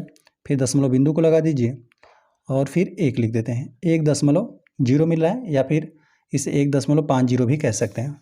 चलिए इतना ही आपको प्राप्त हो रहा है, जो कि दोनों ऋणात्मक ही चिन्ह था, तो ये भी ऋणात्मक ही संख्या मिलेगी। चलिए आगे हल करते हैं, A + 2D को हल करते हैं। A का वैल्यू क्या है, ऋण 1.25 है। अब यहाँ पे यह संख्या ऋणात्मक है ना, तो यहाँ पे गुणा कर देगा ना, तो चिन्ह यहाँ पर ऋणात्मक ही आपको प्राप्त होगा, ऋण हम लोग ऋण लिख देते हैं, और यहाँ पे 2 और यहाँ पे हम लिख देते हैं 0.25। ठीक है, बस यहाँ पे चूंकि चिन्ह यहाँ पर गुणा करके ऋणात्मक ही पद मिलेगा, इसलिए हमने यहाँ पे चिन्ह ही चेंज कर दिया, ऋणात्मक ही मिलेगी संख्या आपको। यहाँ पे ऋण 1.25, यहाँ पे इसका गुणा कर देंगे तो इसका दोगुना कर देंगे, 0.25 का दोगुना कितना हो जाएगा, 25 का दोगुना 50 हो जाएगा, तो यहाँ पे लिख देते हैं ऋण 0.50 आपको मिलेगा, है ना। बस इसका हमने सिंपल दोगुना कर दिया। चलिए अब हम लोग क्या करते हैं, जोड़ देते हैं, दोनों का यहाँ पे चिन्ह समान है, जुड़ जाएगा। यहाँ पे जोड़ देते हैं तो दशमलव के 2 अंक बाद आपको मिलेगा, 5 में 0 जोड़ देंगे तो 5 मिलेगा, और फिर 2 है, 2 में 5 जोड़ देंगे तो आपको 7 मिलेगा, और दशमलव बिंदु इसी प्रकार से लगा देते हैं, और 1 में 0 जोड़ देंगे तभी भी आपको 1 मिलेगा। चलिए इतना कुछ मिला आपको। तीसरा पद यही है, A + यहाँ पे 3D, ये आपका चौथा पद है, तो यह हो गया A का वैल्यू हम लोग लिख देते हैं, ऋण है 1.25, यह भी संख्या आपका ऋणात्मक ही हो जाएगा, बस इसमें आपका 3 का गुणा करना पड़ेगा ना। यहाँ पे लिख देते हैं 3 गुणते 0.25। चलिए इसको हल कर लेते हैं, बराबर ऋण 1.25, ये संख्या तो ऋणात्मक ही है, 25 3 75 होता है, मतलब 0.75 मिलेगा, और हम लोग जोड़ देते हैं, संख्या आपको ऋणात्मक ही मिलेगी, और दशमलव के जो 2 अंक बाद है ना, यहाँ पर आपको 5 में 5 जोड़ देंगे 10 हो जाएगा, हासिल 1 लगेगा, 7 2 9 हो जाएगा। ठीक है, 7 2 9, 1 हासिल 10, 10 कारण यहाँ पे 0, फिर दशमलव बिंदु के बाद आपकी हासिल जुड़ेगी, यहाँ पे 1 में 1 जोड़ देंगे 2 मिलेगा, प्रथम पदीय, द्वितीय पदीय, तीसरा पदीय, चौथा पदीय।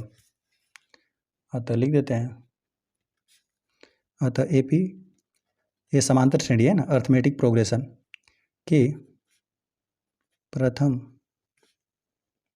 4 पद, प्रथम पद ही है ऋण 1.25, दूसरा पद है ऋण 1.5 है, इतना भी चाहे तो आप लिख सकते हैं, 0 कटा भी सकते हैं, कामा तीसरा पद यह मिला 1.75, तथा जो चौथा पद है वह है ऋण 2.00 भी लिख सकते हैं, या फिर चाहे तो केवल आप ऋण 2 लिख सकते हैं, है। ठीक है, इस प्रकार से हमने जो समांतर श्रेणी का प्रथम पद दिया गया था और सार्वधांतर दिया था, और इस प्रकार से हमने चारों पद को ज्ञात कर दिया। प्रश्न नंबर 3 दे दिया गया है, निम्नलिखित में से प्रत्येक AP के लिए प्रथम पद तथा सार्वधांतर लिखिए। यहाँ पर AP दे दिया गया, मतलब जो भी यहाँ पर लिखी गई हैं श्रेणियाँ या सूचियाँ कह लीजिए, ये समांतर श्रेणी में है पहले से, इनका हमें प्रथम पद और सार्वधांतर ज्ञात कर देना है ना। तो यहाँ पर हम लोग इसको नोट करते हैं, और इसको हमने सिंपल नोट भी कर लिया हुआ है। यहाँ पर दे दिया गया जो भी आपकी समांतर श्रेणी है इसका प्रथम पद दे दिया गया 3, फिर यहाँ पे दूसरा पद 1, तीसरा पद आपको दे दिया गया ऋण 1 है, और फिर यहाँ पे ऋण 3 दे दिया गया। यही समांतर श्रेणी आपको दे दिया गया, इतना हमने नोट कर लिया। और प्रथम पद हम लोग जानते हैं कि यही है, ये प्रथम पद है, दूसरा पद है, तीसरा पद है। और तो प्रथम पद हम लोग लिख देते हैं, प्रथम पद जिसे आप चाहें तो ए से भी दिखा सकते हैं। ए बराबर यहाँ पर आपको 3 हो गया, ठीक है, ये मिल गया। सार्वंतर भी ज्ञात कर देते हैं, जिसको आप डी से दर्शाएंगे। और यहाँ पर पहले से ही बोल दिया है कि यह जो भी आपकी ये सूची है समांतर श्रेणी में है, तो सार्वंतर ज्ञात करने के लिए यहाँ पर इसको A1 A2 A3 A4 भी मान सकते हैं इसको। तो यहाँ पर किसी भी दूसरे में से पहले घटा दीजिए, यहाँ पे A2 में से A1 घटा दीजिए, या फिर यहाँ पे A3 में से A2 घटा दीजिए, या A3 है या A4 है, A4 में से A3 घटा दीजिए, किसी प्रकार से घटा सकते हैं। तो हम लोग सिंपल A2 में से A1 को घटा देते हैं। A2 मतलब यहाँ पे A2 है जो समांतर श्रेणी का दूसरा पद है, ये हो गया 1, और इसमें से घटा देते हैं A1 जो प्रथम पद है 3। यहाँ पर हमने इसका अंतर कर दिया तो हमें ऋण 2 प्राप्त हो गया।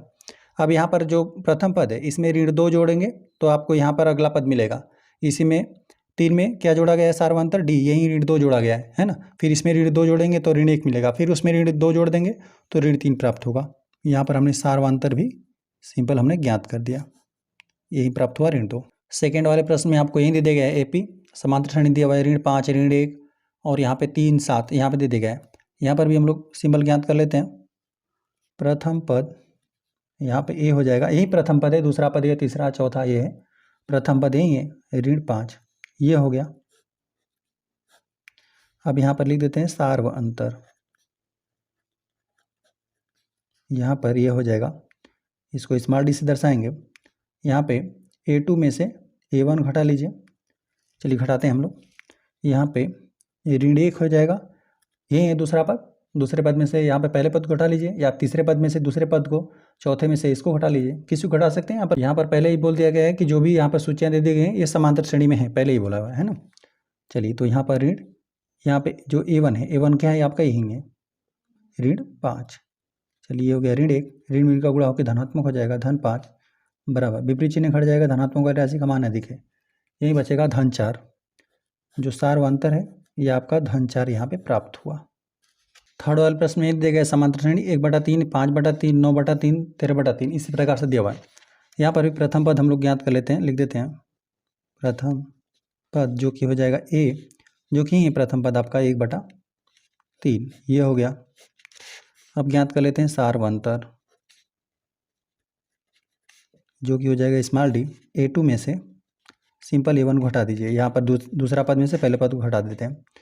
5/3 में से आपको 1/3 को हटा देना है, लसा तो सेम हो जाएगा 3, 5 में से 1 को घटा देंगे, जब 5 में से 1 को घटा देंगे तो आपको मिलेगा 4/3। जो सार्वंतर डी है इसका वैल्यू आपको 4/3 ज्ञात हुआ। चलिए हल हो गया। चौथे वाले प्रश्न में ही दिया गया समांतर श्रेणी 0.6 1.7 2.8 3.9 दिया हुआ है ना। यहाँ पे लिख देते हैं प्रथम पद जो ए हो जाएगा वो हो जाएगा आपका यही 0.6 हो गया आपका प्रथम पद। यहाँ पे लिख देते हैं सार्वंतर ये जो डी है A2 लिख देते हैं, A2 ऋण A1 कर देते हैं बराबर किधर, यहाँ पे है 1.7 है, इसमें से हम लोग घटा देना है, यही A2 है, A2 में से यहाँ पे 0.6 को हम लोग घटा देते हैं। तो यहाँ पर घटा देंगे तो दशमलव बिंदु के यहाँ पे 1 अंक बाद मिलेगा, यहाँ पे 7 में से 6 घटा देंगे तो 1 मिलेगा, और यहाँ पर 1 हो जाएगा, है ना। 1.1 आपको प्राप्त हो रहा है, जो डी का मान है वह 1.1 प्राप्त हुआ। यहाँ पर आपको प्रथम पद 0.6 और सार्वंतर 1.1 प्राप्त हुआ। प्रश्न नंबर 4 दे दिया गया है, निम्नलिखित में से कौन कौन AP है, यदि कोई AP है तो इसका सार्वंतर ज्ञात कीजिए और इसके 3 पद और इसके 3 और पद लिखिए। ठीक है, तो हमें पहले तो चेक करना है जो भी आपको यहाँ पे सूचियाँ दे दी गई, सूची फिलहाल में बोल सकते हैं, जब तक आपको क्लियर नहीं है कि यह समांतर श्रेणी है कि नहीं तब तक आप सूची बोल सकते हैं ना। तो यहाँ पर आपको सूचियाँ दे दी गई हैं और हम लोग चेक करेंगे जब भी आपको सार्वंतर समान मिल जाएगा। यहाँ पर हम लोग घटा घटा कर चेक करेंगे, A2 - A1 करेंगे, है ना, और यहाँ पे A3 - A2 करेंगे, A4 - A3 करेंगे, इस प्रकार से हम लोग करके सार्वंतर चेक करेंगे। यदि जिसका सार्वंतर समान मिला तो वो हो जाएगा AP, अगर AP हो गया तो हम लोग क्या करना पड़ेगा, सार्वंतर तो हमें प्राप्त हो जाएगा, और इसका हम लोग 3 और पद लिखेंगे, है ना। चलिए तो यहाँ पर पहली सूची को हम लोग नोट करते हैं। यहाँ पर सूची को हमने नोट कर लिया। अब यहाँ पर हम लोग सार्वंतर चेक करते हैं, ठीक है। जो डी का वैल्यू होता है, ये यहाँ पर हम लोग यह A2 है, A2 माइनस A1 हम लोग चेक करते हैं। A2 का वैल्यू है 4 और इसका वैल्यू है 2। 4 में से 2 घटा देंगे तो 2 मिलेगा। तो यहाँ पर हमेशा आपको यहाँ पर अंतर, यह जो है जो सार्वंतर है समान मिलना चाहिए ना। तो जब यहाँ पर हम लोगों ने 4 में से मतलब A2 में से A1 घटाया तो हमें 2 मिला, तो यहाँ पर भी हमें से मिलना चाहिए। A3 में से भी हम लोग को A2 घटाएं तो हमें 2 मिलना चाहिए। चलिए यहाँ पर करके देख लेते हैं। यहाँ पे A3 माइनस जब हम लोग A2 करेंगे, A3 का वैल्यू है 8, A3 का वैल्यू है 8, A2 का वैल्यू है 2। यहाँ पर हम लोग घटा रहे हैं तो देख रहे हैं कि 4 प्राप्त हो रहा है ना। चूँकि यहाँ पर आपको ये समान प्राप्त नहीं हो रहा है ना, अब आगे चेक करने की आवश्यकता नहीं है। यहाँ पर आपको असमान मिला है ना, यहाँ पर 2 तो यहाँ पर 4 मिला है। इस प्रकार से नहीं होना चाहिए। समांतर श्रेणी में हमेशा यहाँ पर सार्वंतर समान होना चाहिए, मतलब समान संख्या का दूरा होना चाहिए। सार्वंतर समान नहीं है, यहाँ पर लिख देते हैं 2 जो है 4 ये बराबर नहीं है, लिख देते हैं यहाँ सार्वंतर समान नहीं है, अतः दी गई सूची या श्रेणी भी कह सकते हैं, दी गई सूची यहाँ पे लिख देते हैं AP अर्थमेटिक प्रोग्रेशन, मतलब यहाँ पे समांतर श्रेणी नहीं है। जब हम लोग को सार्वंतर समान मिलेगा तभी हम लोग कहेंगे कि वह जो दी गई श्रेणी है या दी गई जो सूची है वो समांतर श्रेणी में, यहाँ पर आपको नहीं प्राप्त हो रहा है। सेकेंड वाले प्रश्न में ही सूची दिया हुआ है। पहले हम लोग सार्वंतर ज्ञात करते हैं, अंतर रहेगा सार्वंतर जो D है, यहाँ पे A2 ऋण A1, A2 का वैल्यू यही है 5/2। इसमें से आप जब 2 घटा देंगे तो यहाँ पर 1/2 आपको प्राप्त होगा, है ना। 5/2 का मतलब क्या है, यहाँ पे 2.5 है और 2.5 में से जब आप 2 घटा देंगे तो 1/2 प्राप्त होगा। आप चाहें तो इसको लसा लेकर हल कर सकते हैं। चलिए आगे भी चेक करते हैं। यहाँ पर हम लोग चेक करते हैं A3 माइनस A2 को भी चेक करते हैं। तो A3 का वैल्यू है कितना 3 और यहाँ पे A2 का वैल्यू है ऋण 5/2। यहाँ पर भी यदि लसा समान करने का प्रयास करेंगे तो ये आपका 6 हो जाएगा। 3 दूना 6, अंश और हर में हमने 2 से गुणा कर दिया ऋण, यहाँ पे 5/2। तो यहाँ पर भी लसा आपको तो समान ही प्राप्त हो रहा है। 6 में से जब 5 घटा देंगे तो 1 मिलेगा। यहाँ पर तो ठीक है। यहाँ पर जो A4 है, A4 में से यहाँ पे A3 को घटाएंगे तो यहाँ पे 7/2 ऋण 3 करेंगे तो यहाँ पे 7/2 ऋण अंश और हर को समान करने के लिए 3 दूना 6 हो जाएगा। 2 से अंश और हर में हम गुणा कर दे रहे हैं यहाँ पे ताकि लसा समान हो जाए। तो यहाँ पे लसा 2 हो जाएगा, 7 में 6 घटा देंगे 1 मिलेगा। मतलब यहाँ पे सार्वंतर आपको समान मिल रहा है ना। जो दी गई सूची है यह समांतर श्रेणी में है। लिखते हैं यहाँ, लिख देते हैं सार्वंतर समान है, अतः दी गई सूची समांतर श्रेणी में है, या AP में दी गई सूची AP है, अर्थमेटिक प्रोग्रेशन है। तो यहाँ पे सार्वंतर तो हम लोगों ने पहले ही ज्ञात कर दिया। D की बात करें तो D यही है 1/2 हमने तो अभी ज्ञात किया था, ठीक है। अब यहाँ पे प्रथम 3 पद हमें ज्ञात करना है ना। इस यदि आपको दिया था कि यदि AP पता चल जाए कि यह जो श्रेणी है यह समांतर श्रेणी है तो यहाँ पे हो तो इसके 3 पद और ज्ञात कीजिए। मतलब ये हो गया ना कि यहाँ तक तो पद ज्ञात हो गया, ठीक है। यहाँ पे प्रथम द्वितीय तृतीय चतुर्थ 4 पद तो ज्ञात हो गया, 5वां पद आपको ज्ञात करना है ना। अब यहीं से प्रथम द्वितीय पद आपको नहीं ज्ञात करना है। तो देखिए यह हो जाएगा आपका A है, A + D, A + 2D, A + 3D, ये आपको ज्ञात क्या करना है A+, यह आपको 4D ज्ञात कर देना है, ठीक है। यह ज्ञात करना है और A + 5D ज्ञात कर देना है, A + 6D ज्ञात करना है ना।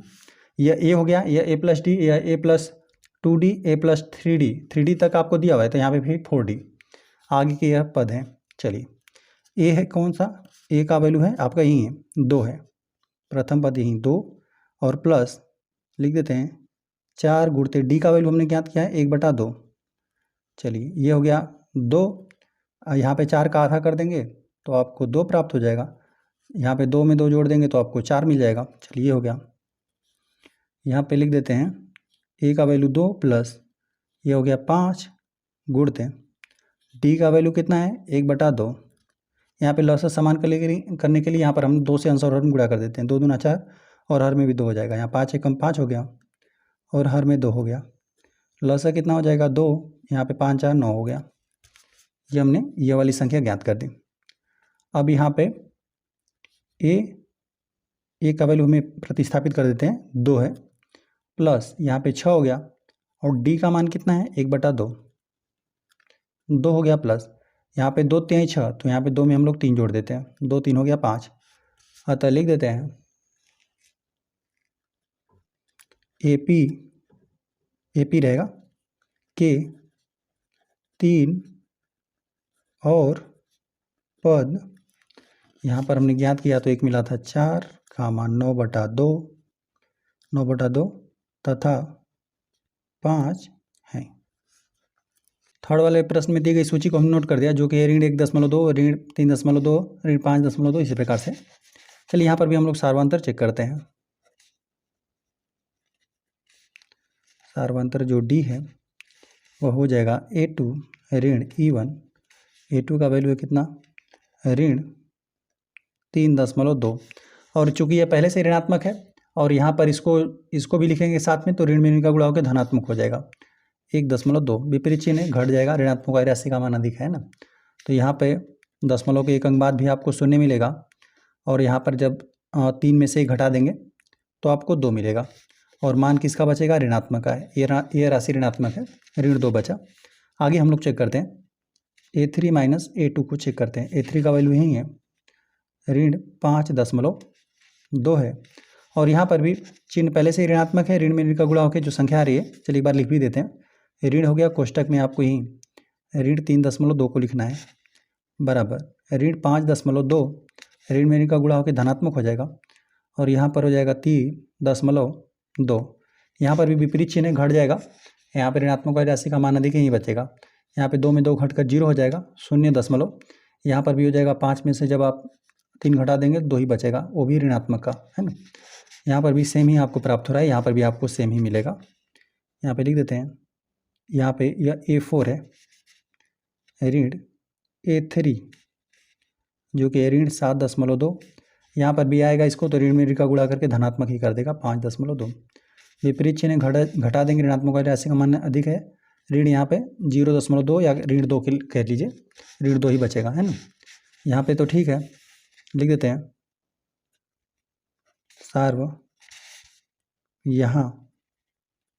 सार्व अंतर समान है अतः दी गई सूची AP है या समांतर श्रेणी है। ठीक है, और यहाँ पर जो D का वैल्यू है यही तो हमने ज्ञात किया। D का वैल्यू यहाँ पर हमें क्या ज्ञात हुआ सर्वांतर ऋण 2 ज्ञात हुआ। लिख देते हैं प्रथम और यहाँ पे आगे 3 पद भी हमें ज्ञात करने हैं ना। यहाँ पर A प्लस यहाँ पे 3D तक दिया हुआ है ना। यह हो गया A, यह हो गया A प्लस D, यह हो गया A प्लस 2D, यह हो गया A प्लस 3D। आगे के पदों को आपको ज्ञात कर देना है। A प्लस 4D यह ज्ञात कर देना है, A प्लस 5D यह ज्ञात कर देना है, A प्लस 6D D रहेगा। चलिए तो A का वैल्यू कितना है, प्रथम पद है श्रेणी का यही ऋण 1.2, यहाँ पे हो गया ऋण 1.2 प्लस यहाँ पे 4 हो गया। D का वैल्यू कितना है ऋण 2। चलिए यहाँ पे ऋण 1.2 धनात्मक ऋणात्मक गुणा होकर ऋणात्मक ही पद हो जाएगा 4 दूना 8।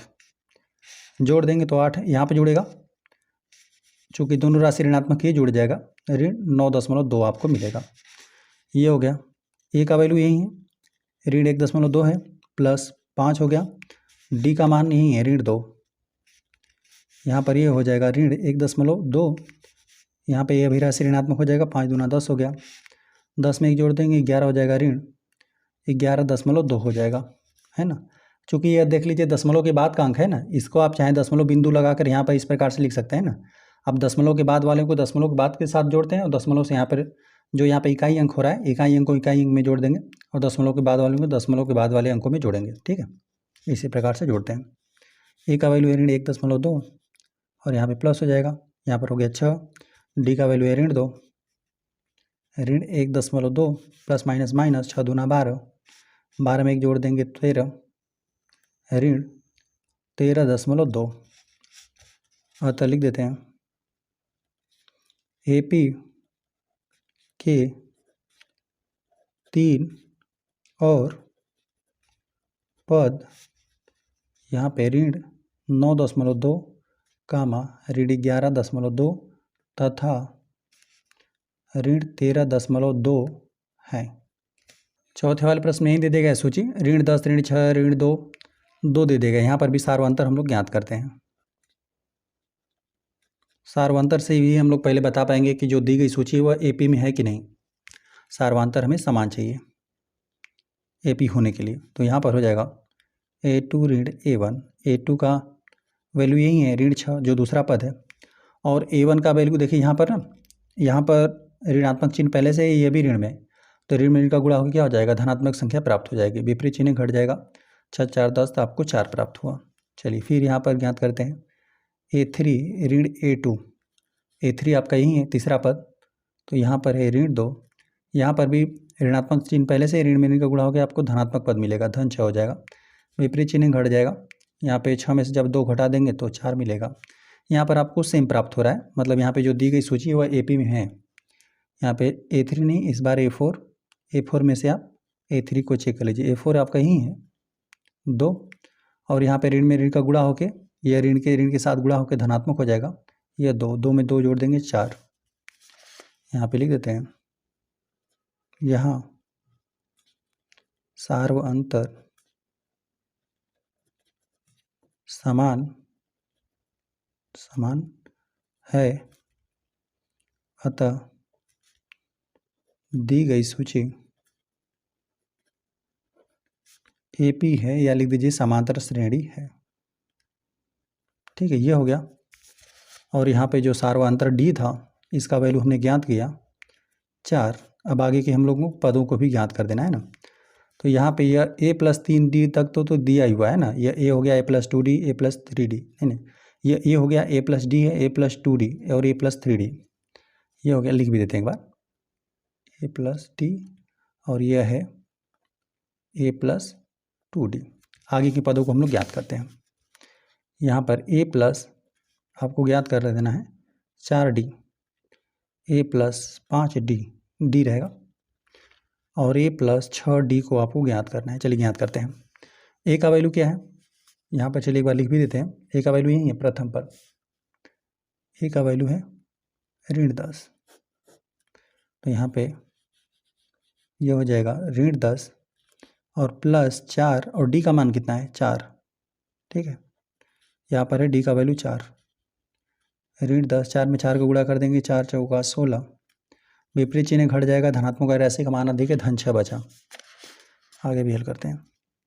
यहाँ पे प्रथम पद हो जाएगा ऋण 10 और ये हो जाएगा +5, और D का वैल्यू कितना है 4, ये हो गया ऋण 10, 4 5 20, प्लस यहाँ पे 20 हो गया, विपरीत चिन्ह घट जाएगा, धनात्मक और राशि का मान अधिक है, 10 बचेगा। ये हो गया ऋण 10 + 6, D का वैल्यू कितना है 4, यहाँ पे ऋण 10, 6 चौका 24, विपरीत चिन्ह घट जाएगा, यहाँ पे 24 में से 10 घटा देंगे तो आपको 14 प्राप्त हो जाएगा। लिख देते हैं, देखिए यहीं आपको 3 पद मिल रहे हैं आगे के श्रेणी के, यहाँ पे लिख देते हैं। अतः AP के 3 और पद 6, 10 और, या तथा लिख दीजिए या और, ठीक है, यहाँ पे तथा लिख देते हैं, 14 है। ठीक है, यही है, एक 6 मिला, एक 10 और एक 14। 5वें प्रश्न में ही आपको सूची दिया हुआ है, 3 है, 3 + करणी में 2 है, 3 + 2 करणी में 2 है, 3 + 3 करणी में 2 दे दिया गया है। यहाँ पर भी हम लोग सार्वअंतर ज्ञात करते हैं, जो D का मान हो जाएगा A2 ऋण A1, A2 का वैल्यू यही है 3 + करणी में 2, ये हो गया, और ऋण A1 का वैल्यू है 3, तो यहाँ पर हम लिख दिया ऋण 3। विपरीत चिन्ह है, ये घट जाएगा, धन 3 ऋण 3 घटकर 0 हो गया। यहाँ पर केवल आपको करणी में 2 बच रहा है। चलिए A3 ऋण A2 का मान ज्ञात करते हैं। A3 का वैल्यू यही है 3 + 2 और यहाँ पर है करणी में 2, और इसमें से आपको A2 घटा देना है, यही हो जाएगा A2। यहाँ पे ऋण कोष्टक में लिखते हैं 3 + यहाँ पे करणी में 2 बराबर कितना 3 + यहाँ पे 2 करणी में 2 को हमने नोट कर दिया। ऋण का चिन्ह कोष्टक खोल देंगे, दोनों राशि ऋणात्मक हो जाएगा, दोनों पद धनात्मक ऋणात्मक हो जाएगा। 3 और ऋण यहाँ पे 2 बराबर कितना +3 - 3 घटकर 0 हो गया। अब यहाँ पे 2 करणी में 3 है, उसमें से एक करणी में मतलब नहीं, यहाँ पे 2 करणी में 2 है और यहाँ पे ऋणात्मक करणी में 2 है, घट जाएगा। यहाँ पर केवल एक ही बचेगा, विपरीत चिन्ह घटा और धनात्मक राशि का मान अधिक था, यही करणी में 2 बचा। ठीक है, यहाँ पर 2 वैल्यू है, करणी में 2 का 2 मान है, यहाँ पे करणी में 2 का केवल 1 मान है, तो 2 मान में से 1 मान घटा देंगे तो 1 ही मान बचेगा, वो भी धनात्मक का बचा। चलिए आगे यहाँ पर A4 ऋण A3, A4 का वैल्यू यही है 3 + यहाँ पे 3 करणी में 2, इसमें से आपको इसको घटाना है ना, तो ऋणात्मक चिन्ह के कारण यहाँ दोनों पद ऋणात्मक हो जाएंगे। पहले कोष्टक में इस प्रकार से करके लिखिएगा और फिर यहाँ पे दोनों का चिन्ह चेंज हो जाएगा। ठीक है, ऋणात्मक हो जाएगा और ये हो जाएगा ± ये घट जाएगा। यहाँ पर भी 3 करणी में 2 और 2 करणी में 2 अंतर कर देंगे, यहाँ पर केवल आपको करणी में 2 बचेगा। लिख देते हैं यहाँ सार्व अंतर समान है, अतः दी गई सूची AP है। यहाँ पर जो सार्वांतर हमने ज्ञात किया था वह ज्ञात किया हुआ है करणी में 2 और A का वैल्यू आपका यही है 3 ही है प्रथम पद, क्योंकि हमें 3 और आगे के 3 पदों को ज्ञात करना है ना। तो यह क्या है, A + A है, यह A + D है, A + 2D, A + 3D, इतना तक तो दिया हुआ है। A + 4D आपको ज्ञात कर देना है और A + 5D को भी ज्ञात करना है और A + 6D को भी आपको ज्ञात कर देना है। A का वैल्यू कितना है 3 और प्लस यहाँ पे हो गया 4 और यहाँ पे D का वैल्यू कितना है, यही है करणी में 2, तो यहाँ पर केवल इतना ही रहेगा। तो ये A का वैल्यू कितना है 3 ही है, प्लस 5 हो गया और D का वैल्यू कितना है करणी में 2, इसी प्रकार से रहेगा। यहाँ पे A का वैल्यू है 3 और यहाँ पर हो गया 6, D का वैल्यू है यही करणी में 2। अतः लिख देते हैं AP के 3 और पद यहाँ पे 3 + 4 करणी में 2 खामा 3 + 5 करणी में 2 तथा 3 + 6 करणी में 2 है। छठे वाले प्रश्न में आपको यही सूची दे दिया गया, 0.2 है, 0.22, 0.222, इस प्रकार से दे दिया गया। लिख देते हैं, यहाँ पर भी सार्वांतर ज्ञात करते हैं। जो D हो जाएगा A2 ऋण A1, A2 का वैल्यू क्या है यही है 0.22, इसमें से A1 का वैल्यू यहीं घटा दीजिए, पहला पद जो है 0.2 घटा देंगे तो यहाँ पे चलिए 0 लिख देते हैं ताकि आपको कन्फ्यूजन ना हो। ये हो गया दशमलव बिंदु और दशमलव बिंदु के यहाँ पर जो ये पहला स्थान है, यहाँ पे 2 में से 0 घटा दे देंगे 2 ही मिलेगा और यहाँ पे 2 में से 2 घटा देंगे तो यह 0 मिलेगा। ठीक है, और यहाँ पे इकाई अंक तो आपका 0 है ही, ये आपको मिला। चलिए यहाँ पे A3 और ऋण A2 ज्ञात कर देते हैं। A3 का वैल्यू यही है 0.222 हो गया, ऋण A2 का वैल्यू यही है 0.22। ठीक है, ये हो गया। यदि कन्फ्यूजन हो तो आप इस प्रकार से A1, A2, A3 इसको A4 आप लिख दीजिएगा, है ना, कन्फ्यूजन हो तो। और एक जब आपको पदों को ज्ञात करना रहेगा तो यही पद कुछ इस प्रकार से हो जाएंगे। यह पद आपका A हो जाएगा प्रथम पद, ये हो जाएगा A + D और यह हो जाएगा A + 2D और ये हो जाएगा A + 3D, है ना। तो प्रश्न में आपको जिस प्रकार से आवश्यकता हो सार्वंतर ज्ञात करने के लिए इसका इस्तेमाल करेंगे, यदि पदों को ज्ञात करना रहेगा तो आप इसका इस्तेमाल करेंगे, है ना। चलिए यहाँ पर हम लोग घटा लेते हैं, यहाँ पे 1 0 और हम लगा देते हैं। तो यहाँ पे दशमलव बिंदु के यहाँ पर जो तीसरा अंक होगा यहाँ पे 2 में से 0 घटा देंगे 2 ही बचेगा। यहाँ पे 2 में से 2 घटकर 0, यहाँ पर भी 2 में 2 घटकर 0, और यह कुछ इसी प्रकार से। यहाँ पर देख रहे हैं, यहाँ पर आपको सेम प्राप्त नहीं हो रहा है ना। यहाँ पे 0.02 यह बराबर नहीं होगा 0.002 के। लिखते हैं यहाँ सार्वअंतर असमान है, अतः सूची AP नहीं है। असमान रहेगा। यहाँ पे सार्वअंतर आपको असमान प्राप्त हो रहा था, समान नहीं है, इसलिए क्या है, जो भी दी गई सूची थी वो क्या हुआ ना, AP नहीं है ना, अर्थमेटिक प्रोग्रेशन समांतर श्रेणी नहीं है ना। चलिए यहाँ पे 7वें प्रश्न में कुछ इस प्रकार से आपको सूची दे देगा। यहाँ पर भी हम लोग सार्वअंतर ज्ञात करते हैं। सार्वअंतर D हो जाएगा A2 ऋण A1, A2 का वैल्यू यही है ऋण 4, इसमें से 0 घटाएंगे तभी भी यहाँ पे ऋण 4 ही बचेगा। यहाँ पे A3 ऋण A2, आपका A3 यही है। यदि कन्फ्यूजन हो तो आप यहाँ पर लिख दे सकते हैं। यह हो गया A1 A2 A3 A4, A3 ऋण 8 है, और इसमें से आपको घटाना है इसको, और चिन्ह पहले से ही यहाँ पर ऋणात्मक है। चलिए यहाँ पर कोष्टक में करके एक बार लिख देते हैं। ऋण 8 ऋण का गुणा होकर यहाँ पर धनात्मक हो जाएगा, धन 4, विपरीत चिन्ह ऋणात्मक वाली राशि का मान अधिक है, ऋण 4 बचेगा। यहाँ पे देख रहे हैं सर्वांतर आपको समान प्राप्त हो रहा है। A4 का भी देख लेते हैं। A4 ऋण A3, तो A4 का वैल्यू ऋण 12, और पहले से ही ऋणात्मक है, यह पद आएगा तो ऋण ऋण का गुणा होकर धनात्मक हो जाएगा। यह हो गया 8, विपरीत चिन्ह घट जाएगा, ऋणात्मक राशि मान अधिक है, यहाँ पे ऋण 4 बचेगा। 12 में से आप 8 घटा देंगे तो भी 4 बचेगा, वो भी ऋणात्मक का, क्योंकि ऋणात्मक राशि का मान अधिक था। यहाँ पे देख रहे हैं कि आपका सार्वअंतर समान प्राप्त हो रहा है। लिख देते हैं, यहाँ लिख देते हैं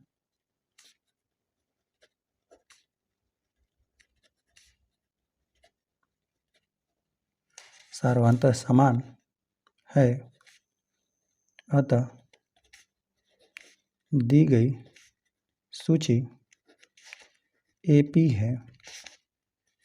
और जब AP है तो यहाँ पर देखिए A है, मतलब ये प्रथम पद जो है ये 0 दे देगा आपको ना, ये हो गया।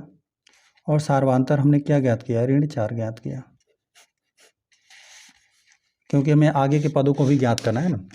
ये देख लीजिए, ये आपका A था, यह A प्लस D है दूसरा पद, A प्लस 2D है तीसरा पद, A प्लस 3D है आपका चौथा पद। आगे के पद आपको ज्ञात कर देने 5वें पद, कौन सा हो जाएगा, A प्लस 4D। समांतर श्रेणी के 3 और पद हम लोग ज्ञात कर लेते हैं। तो यहाँ पर हो जाएगा अगला पद, यहाँ पर आपको 4 पदों तक दिया हुआ है, 5वां पद यही है, A प्लस 4D है, और A प्लस 5D आपको ज्ञात कर देना है, A प्लस 6D, यही हो जाएंगे 3 और पद। तो यहाँ पे A प्लस 4D, A का वैल्यू यहाँ प्रतिस्थापित करते हैं, A के स्थान पर 0 प्रतिस्थापित कर देना है, प्लस यह 4 हो गया, और जो D है सर्वांतर, इसका भी वैल्यू ऋण 4 है। यह तो पद समाप्त हो गया। धनात्मक ऋणात्मक गुणा होकर ऋणात्मक की संख्या मिलेगी, 4 में 4 गुणा कर देंगे, 4 चौका 16 आपको मिलेगा। अब यहाँ पर A के स्थान पर हमें 0 प्रतिस्थापित कर देना है, प्लस 5 हो गया, गुणते यहाँ पे जो D है सर्वांतर वो हमें ऋण 4 प्राप्त हुआ है। यहाँ पे 4 5 20 ऋणात्मक की संख्या मिलेगी, क्योंकि धन और ऋण का गुणा होकर ऋणात्मक की संख्या मिलेगा। यहाँ पर भी A का तो वैल्यू 0 है, प्लस यहाँ पर ये हो गया 6 गुणते सर्वांतर D का वैल्यू ऋण 4 है, 6 में 4 को गुणा कर देंगे, 6 चौका 24 आपको प्राप्त होगा, वो भी ऋणात्मक का। तो यहाँ पे लिख देते हैं, अतः AP के 3 और पद कौन कौन सा मिला, यहाँ पे ऋण 12 के जो आगे वाला पद है ना, ऋण 12 के आगे वाला पद आपको यही मिलेगा, ऋण 16, फिर ऋण 20, तथा एक आपको मिला था ऋण 24 है। 8वें प्रश्न में ही सूची दे दिया गया है। यहाँ पे ऋण 1/2 ऋण 1/2, इस प्रकार से प्रत्येक पद ऋण 1/2 है ना। तो यहाँ पर ये समांतर श्रेणी बनेगा, क्योंकि यहाँ पर देख रहे हैं कि अगला पद कैसे प्राप्त हो रहा है, 0 जोड़ने पर बार बार प्राप्त हो रहा है, तो यहाँ पर ये बनेगा। चलिए हम लोग सर्वांतर ज्ञात करते हैं। D का वैल्यू A2 यही है आपका। लिखने में यदि कन्फ्यूजन हो तो आप इसको A1 A2 A3 और A4 आप लिख दीजिएगा। तो यहाँ पर A2 का वैल्यू यही है, ऋण 1/2। अब इसमें से अंतर कर देना है, तो यहाँ पर ऋण का चिन्ह और यहाँ पर जो संख्या है A1 वो पहले से ही कितना ऋण 1/2। चलिए यहाँ पे ऋण 1/2, यहाँ पे ऋण ऋण का गुणा होकर धनात्मक संख्या मिलेगा और ये 1/2 है, विपरीत चिन्ह, जितना जितना धनात्मक उतना राशि ऋणात्मक है, अंतर हो जाएगा, 0 आपको प्राप्त होगा। यहाँ पे A3 माइनस A2 की बात करें तो यहाँ पर ये भी ऋण 1/2 है और यहाँ पर भी पहले से ही ऋण है और यहाँ पर जो A2 है यहाँ में ऋण में ऋण का गुणा होकर धनात्मक संख्या मिलेगा, 1/2 हो जाएगा, जितना ऋणात्मक उतना धनात्मक, ये घटकर 0 ही प्राप्त होगा। यहाँ पे A4 ऋण A3 की बात करें तभी भी आपको इसी प्रकार से मिलेगा, ऋण 1/2 है और यहाँ पर ऋण पहले से ही, ये संख्या भी ऋणात्मक है, ऋण में ऋण का गुणा होकर धनात्मक संख्या मिलेगा, कुछ इसी प्रकार से, विपरीत चिन्ह घटकर 0 हो जाएगा। तो यहाँ पे देख रहे हैं कि सार्वंतर आपको समान प्राप्त हो रहा है। लिखते हैं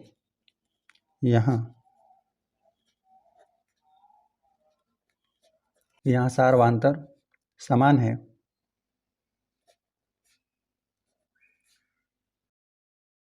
अतः दी गई सूची AP है, अर्थमेटिक प्रोग्रेशन या समांतर श्रेणी है, क्योंकि यहाँ पर हम लोग देख रहे थे सार्वंतर बार बार 0 प्राप्त हो रहा था और यहाँ पे अब चूंकि यह जो सूची है यह AP हमें प्राप्त हुआ है ना, समांतर श्रेणी मिल गया, तो हम लोग को क्या करना पड़ेगा, 3 और पद ज्ञात करने हैं। लिख देते हैं, देखिए यहाँ पर D का वैल्यू हमने ज्ञात किया हुआ है 0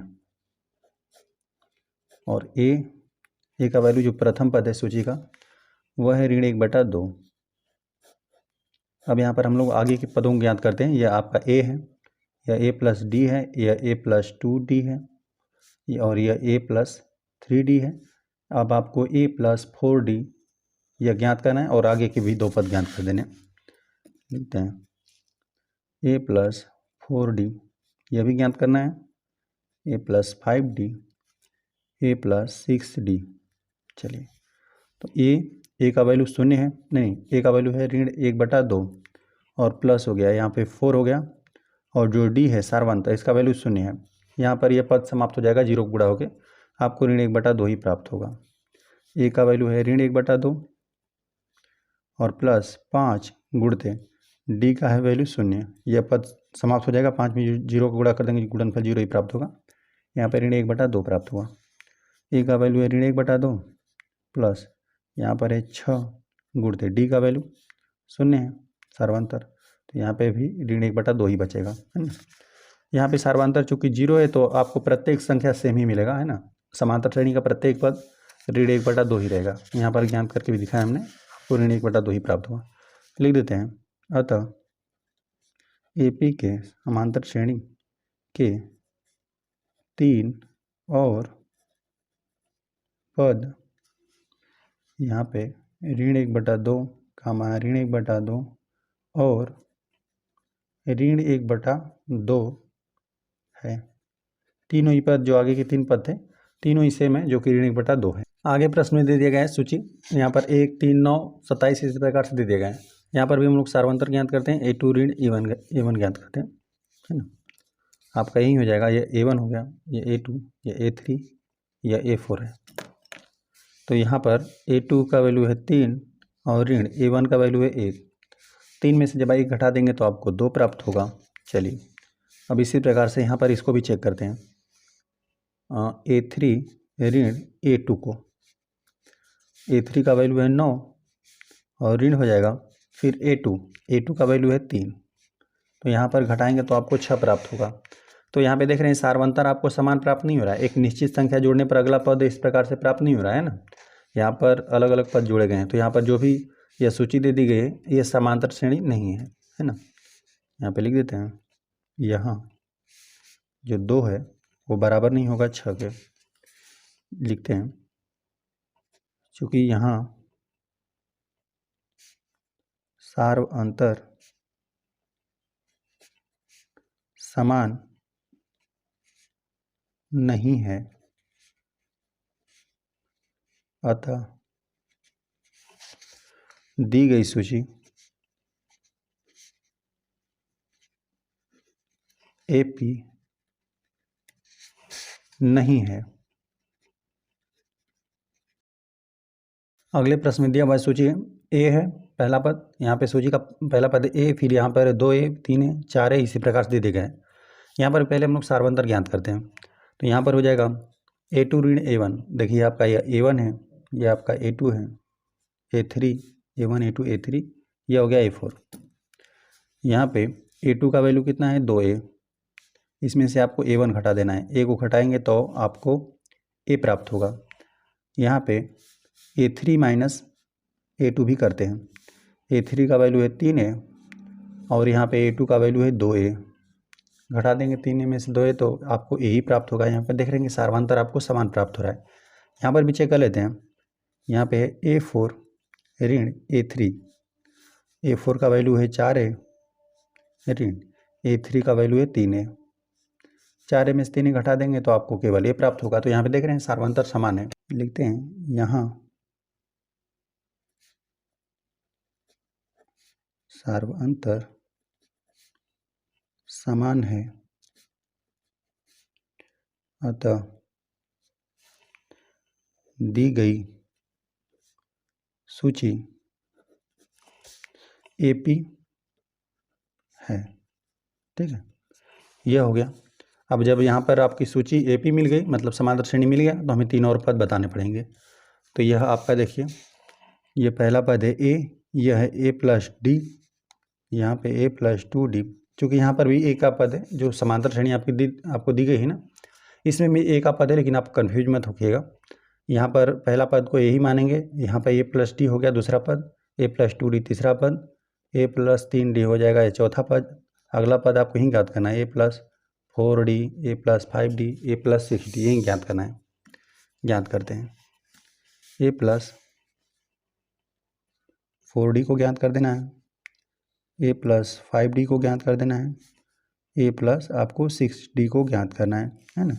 और देख लेते हैं, यहाँ पर हम लिख भी देते हैं कि जो समांतर श्रेणी है ना, उसका यहाँ पे प्रथम पद जो A है उसका वैल्यू आपको A ही दिया हुआ है। तो चलिए इसी प्रकार से लिख देते हैं। लेकिन ये इसका ये मतलब है कि ये समांतर श्रेणी का पहला पद है ना, और यहाँ पर यह A हो गया। चलिए सार्वंतर D है, D का वैल्यू क्या है, यहाँ पे सार्वंतर D का वैल्यू A ही है ना। यहाँ पे D का भी मान आपको A ही प्राप्त हुआ। यहाँ पे लिखना रहेगा तो आप लिख दीजिएगा कि यह प्रथम पद A है। यहाँ पर जोड़ना है A प्लस 4d, तो A जो है प्रथम पद का वैल्यू यहाँ पर A ही है, प्लस 4 हो गया, और D के स्थान पर क्या है A है। तो यहाँ पे 4a में 1 जोड़ देंगे तो 5a प्राप्त हो जाएगा। यहाँ पर ये प्रथम पद आपको A ही दिया हुआ है, प्लस यहाँ पे 5 हो गया, D का वैल्यू भी A ही है, तो 5a में 1 जोड़ देंगे तो 6a हो गया। ये हो गया। चलिए यहाँ पर प्रथम पद का वैल्यू A ही है ना, प्लस 6 हो गया, और जो D है सार्वंतर इसका वैल्यू A ही है। 6a में से 1 जोड़ देंगे तो 7a मिलेगा। तो यही आपको ज्ञात हुआ। अतः लिख देते हैं, अतः AP के 3 और पद यहाँ पर 5a 6a तथा 7a हैं। देख लीजिए यहाँ पे 4a तक दे दिया गया था, फिर 5a हो गया, फिर 6a 7a, फिर 8a 9a, इसी प्रकार से रहेगा। अगली सूची आपको यही दिया हुआ है, a है a स्क्वायर, फिर a पर 3 घात है, a पर 4 घात है, इसी प्रकार से दे देगा। चलिए यहाँ पर भी हम लोग सार्वंतर D का मान ज्ञात करते हैं, a2 ऋण a1। चलिए यहाँ पर ये हो गया a1, या a2 है, या a3 है, या a4 है आपका। चलिए तो a2 का वैल्यू है a स्क्वायर में से जब आपको यहाँ पर केवल a घटाना है ना। चलिए यहाँ पर चाहें तो हम लोग उभयनिष्ठ भी ले सकते हैं, फिलहाल में इसको इसी प्रकार से रहने देते हैं। यहाँ पे फिर हम लोग सर्वांतर ज्ञात करते हैं a3 माइनस a2 करके। a3 का वैल्यू है a पर घन है, ठीक है, मतलब a पर 3 घात है। अब यहाँ पर a2 का वैल्यू है a स्क्वायर, ऋण हो गया a स्क्वायर। तो आप देख रहे हैं ना कि यहाँ पर a स्क्वायर ऋण a और a पर 3 घात ऋण a स्क्वायर, ये आपस में बराबर नहीं होगा। लिख देते हैं, चूँकि यहाँ पे a स्क्वायर ऋण a जो सार्वंतर का मान ज्ञात हो रहा है ना, ये समान नहीं है। यहाँ पर a पर 3 घात ऋण a स्क्वायर, ये आपस में बराबर नहीं है। यहाँ सार्वंतर समान नहीं है, समान नहीं है, या फिर ये भी लिख सकते हैं असमान है। अतः दी गई सूची AP नहीं है,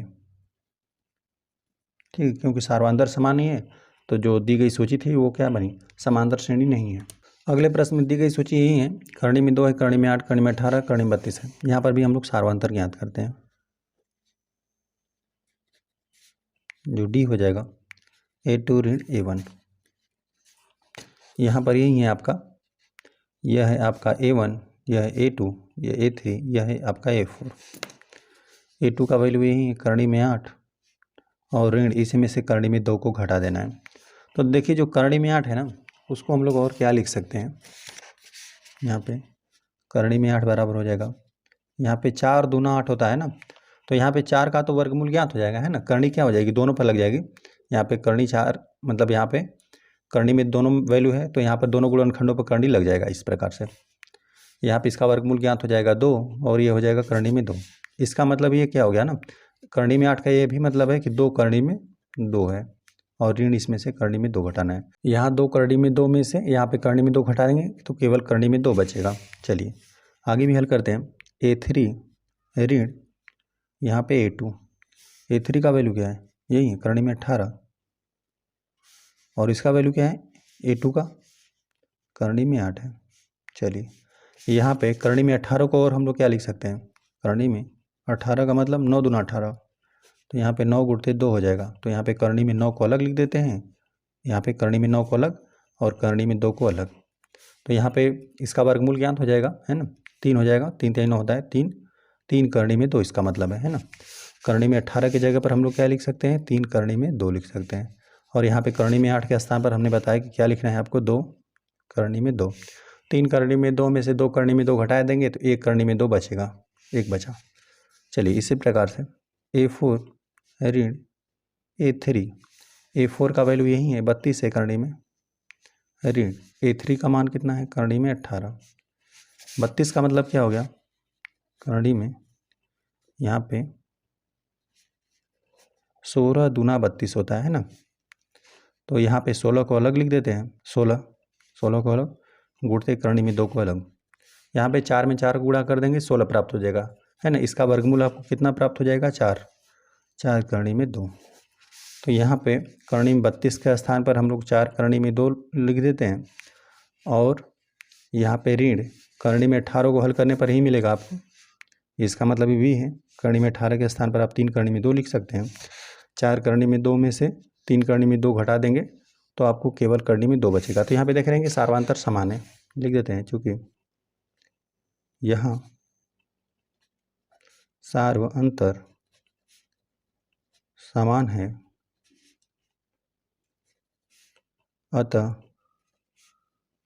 दी गई सूची AP है, ठीक है। जब AP है तो तीन और पद ज्ञात कीजिए, है ना।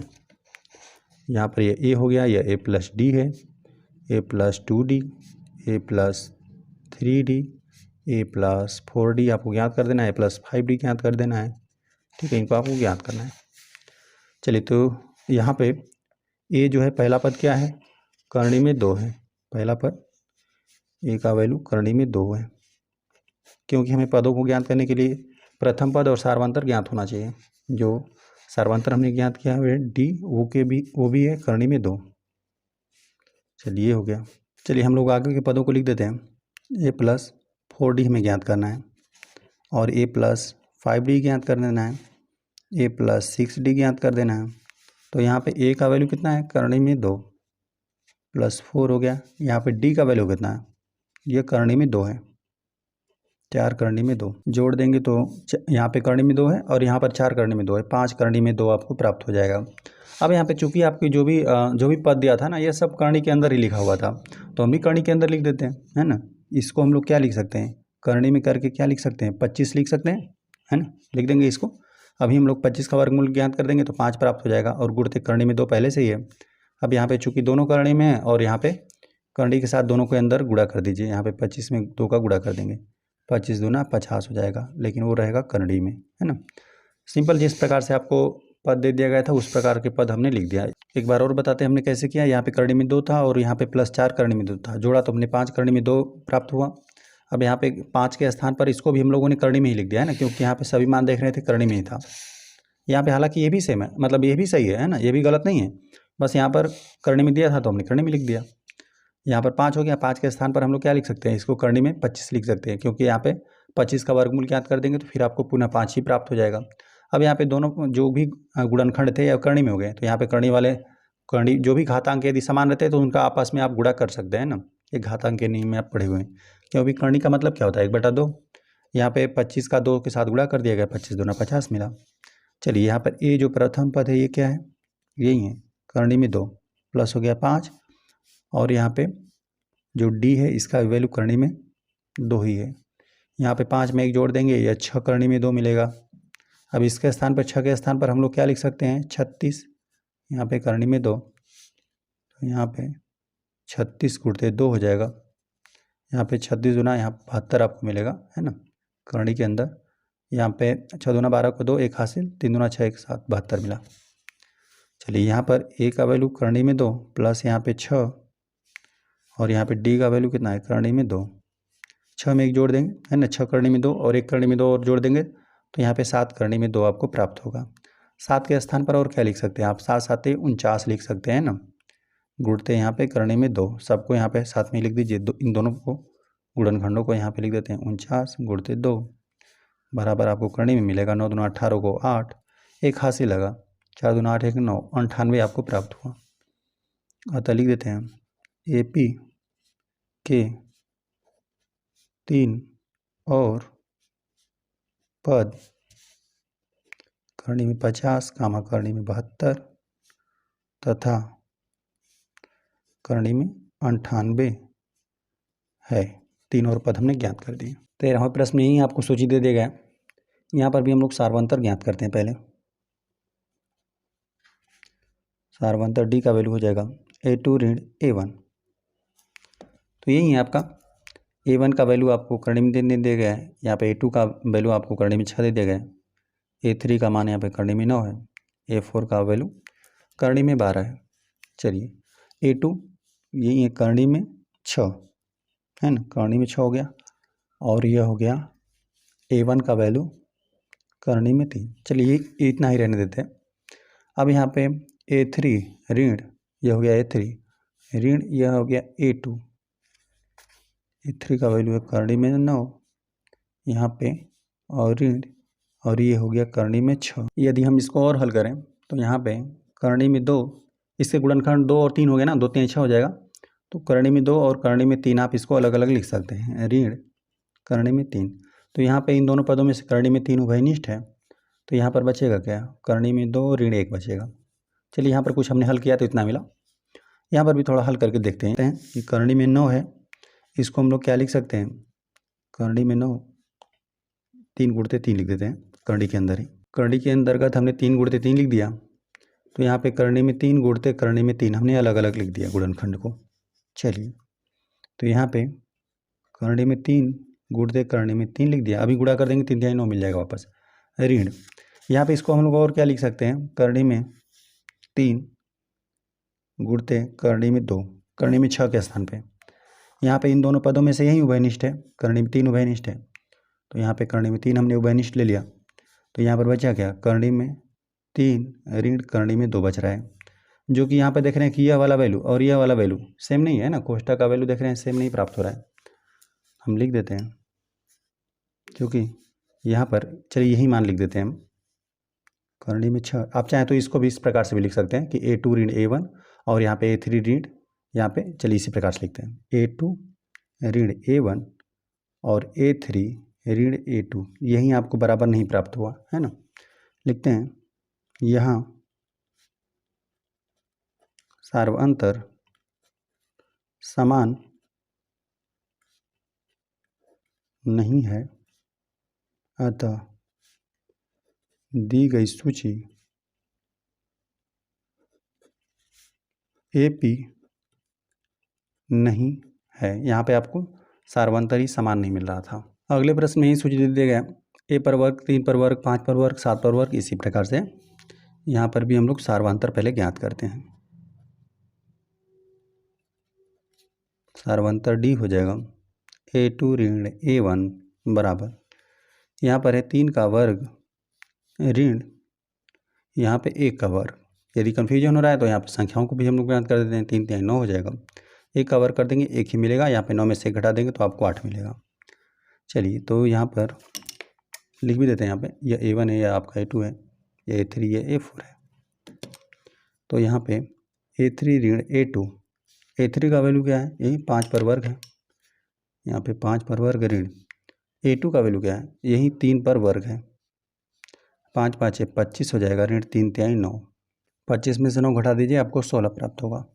तो यहाँ पे देख रहे हैं कि सार्वंतर आपको समान नहीं प्राप्त हो रहा है, लिख देते हैं। चूँकि यहाँ पे A2 ऋण A1 और यहाँ पे A3 ऋण A2 ये आपस में बराबर नहीं है, यहाँ सार्वंतर समान नहीं है, अतः दी गई सूची AP नहीं है। 15वें प्रश्न में दी गई सूची यही है, A पर वर्ग, 5 पर वर्ग, 7 पर वर्ग, फिर 73 दे दिया गया। चलिए यहाँ पर भी हम लोग सार्वंतर पहले ज्ञात करते हैं। सार्वंतर ही हमें बताएगा कि जो दी गई सूची है वो AP है कि नहीं। AP होने के लिए सार्वंतर समान आपको प्राप्त होना चाहिए। डी का वैल्यू यहाँ पे A2 ऋण A1 आपको करना है।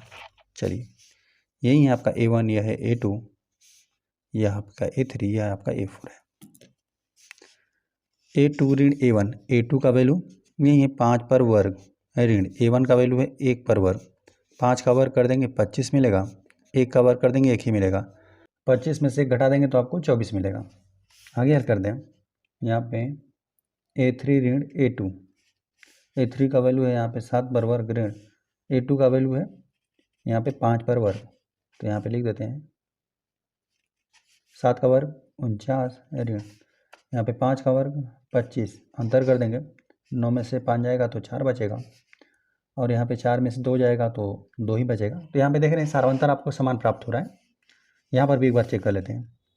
A4 ऋण A3, A4 का वैल्यू है 73 ऋण A3 का मान है आपको 7 पर वर्ग है। अब यहाँ पे लिख देते हैं 73 ऋण 7 पर वर्ग मतलब 7 7 49, यहाँ पर हमने वर्ग कर दिया। अब यहाँ पर हो जाएगा 13 में से जब आप 9 को हटाएंगे तो 4 बचेगा, एक हासिल देने के कारण यहाँ पर बचा हुआ है कितना, 6 ही बचा हुआ है। 6 में से 4 घटा देंगे 2। यहाँ पे देख रहे थे सार्वंतर समान है प्राप्त हो रहा है आपको, लिख देते हैं यहाँ सार्वंतर